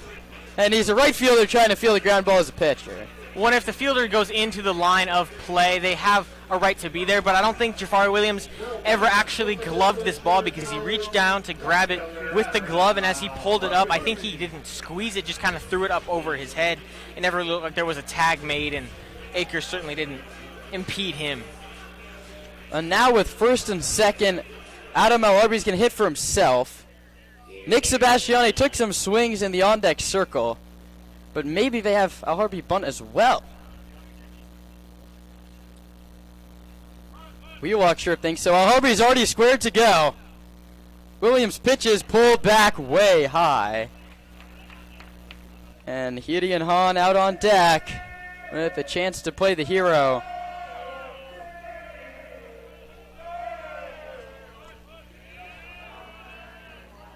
Al-Harbi bunts it, and a beauty up the third base line. Nobody has a play. And the Stompers are bunting for hits all around the diamond. The bases are loaded with nobody out. Well, and that's just an incredible bunt there because the defense, you've shown early, you're not sneaking it down there. You're camped, ready for it. The defense knows it's coming, and they still couldn't make it. You cannot draw up a perfect bunt. More perfect than that. Here we go. Bases loaded. Nobody out. The Stompers couldn't be set up any better to win this ball game than they are right now. The Anchors draw the infield in. I mean, you have to get the force play at the plate. The lefty Han waits the pitch from Williams. It's low inside. And Roman, there's no other way for this game to end other than a walk-off pass ball, right? We've only seen 7 runs scored that way or something like that. Nothing can get by Imberg. Here comes the 1-0 to Han. Bounce to first, Wheelock dives, it's past him into right field, and Hyun Han delivers the walk-off single on a Sunday afternoon in Sonoma. Stomps win. And a heck of a rally there. They knew exactly what they had to do. They just got to go play small ball, go do exactly what you've been doing all week and all weekend long, and they did exactly that. They got their guy, our player to watch today, and Gideon Hahn comes in clutch with a walk-off single. Well, it wasn't always pretty. Actually, it was very ugly a majority of the way. But that doesn't matter. All that matters is that the Stompers come back to win it 15-14. How about that? 4 runs in the top of the ninth turns into a 6-run Alameda rally, but the Stompers do it pretty easily in the bottom half. Your totals 15-12-0 for the Stompers, 14-13-0 for the Anchors. They mob Gideon Hahn down the right field line. The winning pitchers, Justin Jones, the losing pitcher, Jafari Williams. And credit to the Alameda Anchors, who, playing up and against the CCL Ball Club, showed a whole bunch of fight. A 6-run rally falls short, and the Stompers, in walk-off fashion, win it on a Sunday afternoon. Wow. What is there even to say about this one, as we played for nearly 3.5 hours here at Arnold Field, and crooked numbers galore. 5 in the 5th for Alameda, 7 in the 7th for Sonoma, 4 in the 9th, and then the Stompers' bats made quick work of Jafari Williams, and Gideon Hahn delivers a walk-off ground ball past the first baseman Wheelock. Stomps get it done, Roman. And, I mean, I've said it wasn't pretty a few times, but, I mean, what was that? Yeah, it was really just team baseball. You're scrapping for every single run you can get, and, you know, for these two teams, it was 29 combined. Pretty crazy game there, but ultimately just it came down to who wanted it more here, and we saw both teams going back and forth, response after response. A lot of punches thrown in this one, and ultimately it came down to the home team. They have that last chance, and they made the most of it. They load the bases with no outs. And then who better than Gideon Hahn, who was warming up in the bullpen, need to be a 10th inning of pitching required, but then has the walk-off single to end the whole thing. Stompers win it in ugly fashion. 15-14 is your final. It goes the way of Sonoma, and everyone that's stuck around here gets to leave very happy. Stompers 15-14. Off day tomorrow before we're back at it Tuesday. League play starts. The Sonoma Stompers and the San Luis Obispo Blues at 6:05. Catch the pregame with Roman Raffelli and myself. Coming up at 5:50. One more time. No game tomorrow, and then 2 against the Slow Blues. That's Tuesday and Wednesday, 6:05 at Arnold Field. And to wrap this one more time, your winning pitcher is Jones. Your losing pitcher is Williams. 15-12-0 for the winning Stompers, 14-13-0 for the visiting Anchors. And you rarely see 29 runs scored in a game, especially without an error. The Stompers will finally now get to enjoy their off day, as I hope you all do too. Stompers win a thriller, 15-14, for everybody that helps this broadcast run. Our sideline reporter, Caden Sanders, and my broadcast partner, Roman Raffelli. I'm signing off on a Sunday afternoon in Sonoma. I'm Kieran Costa.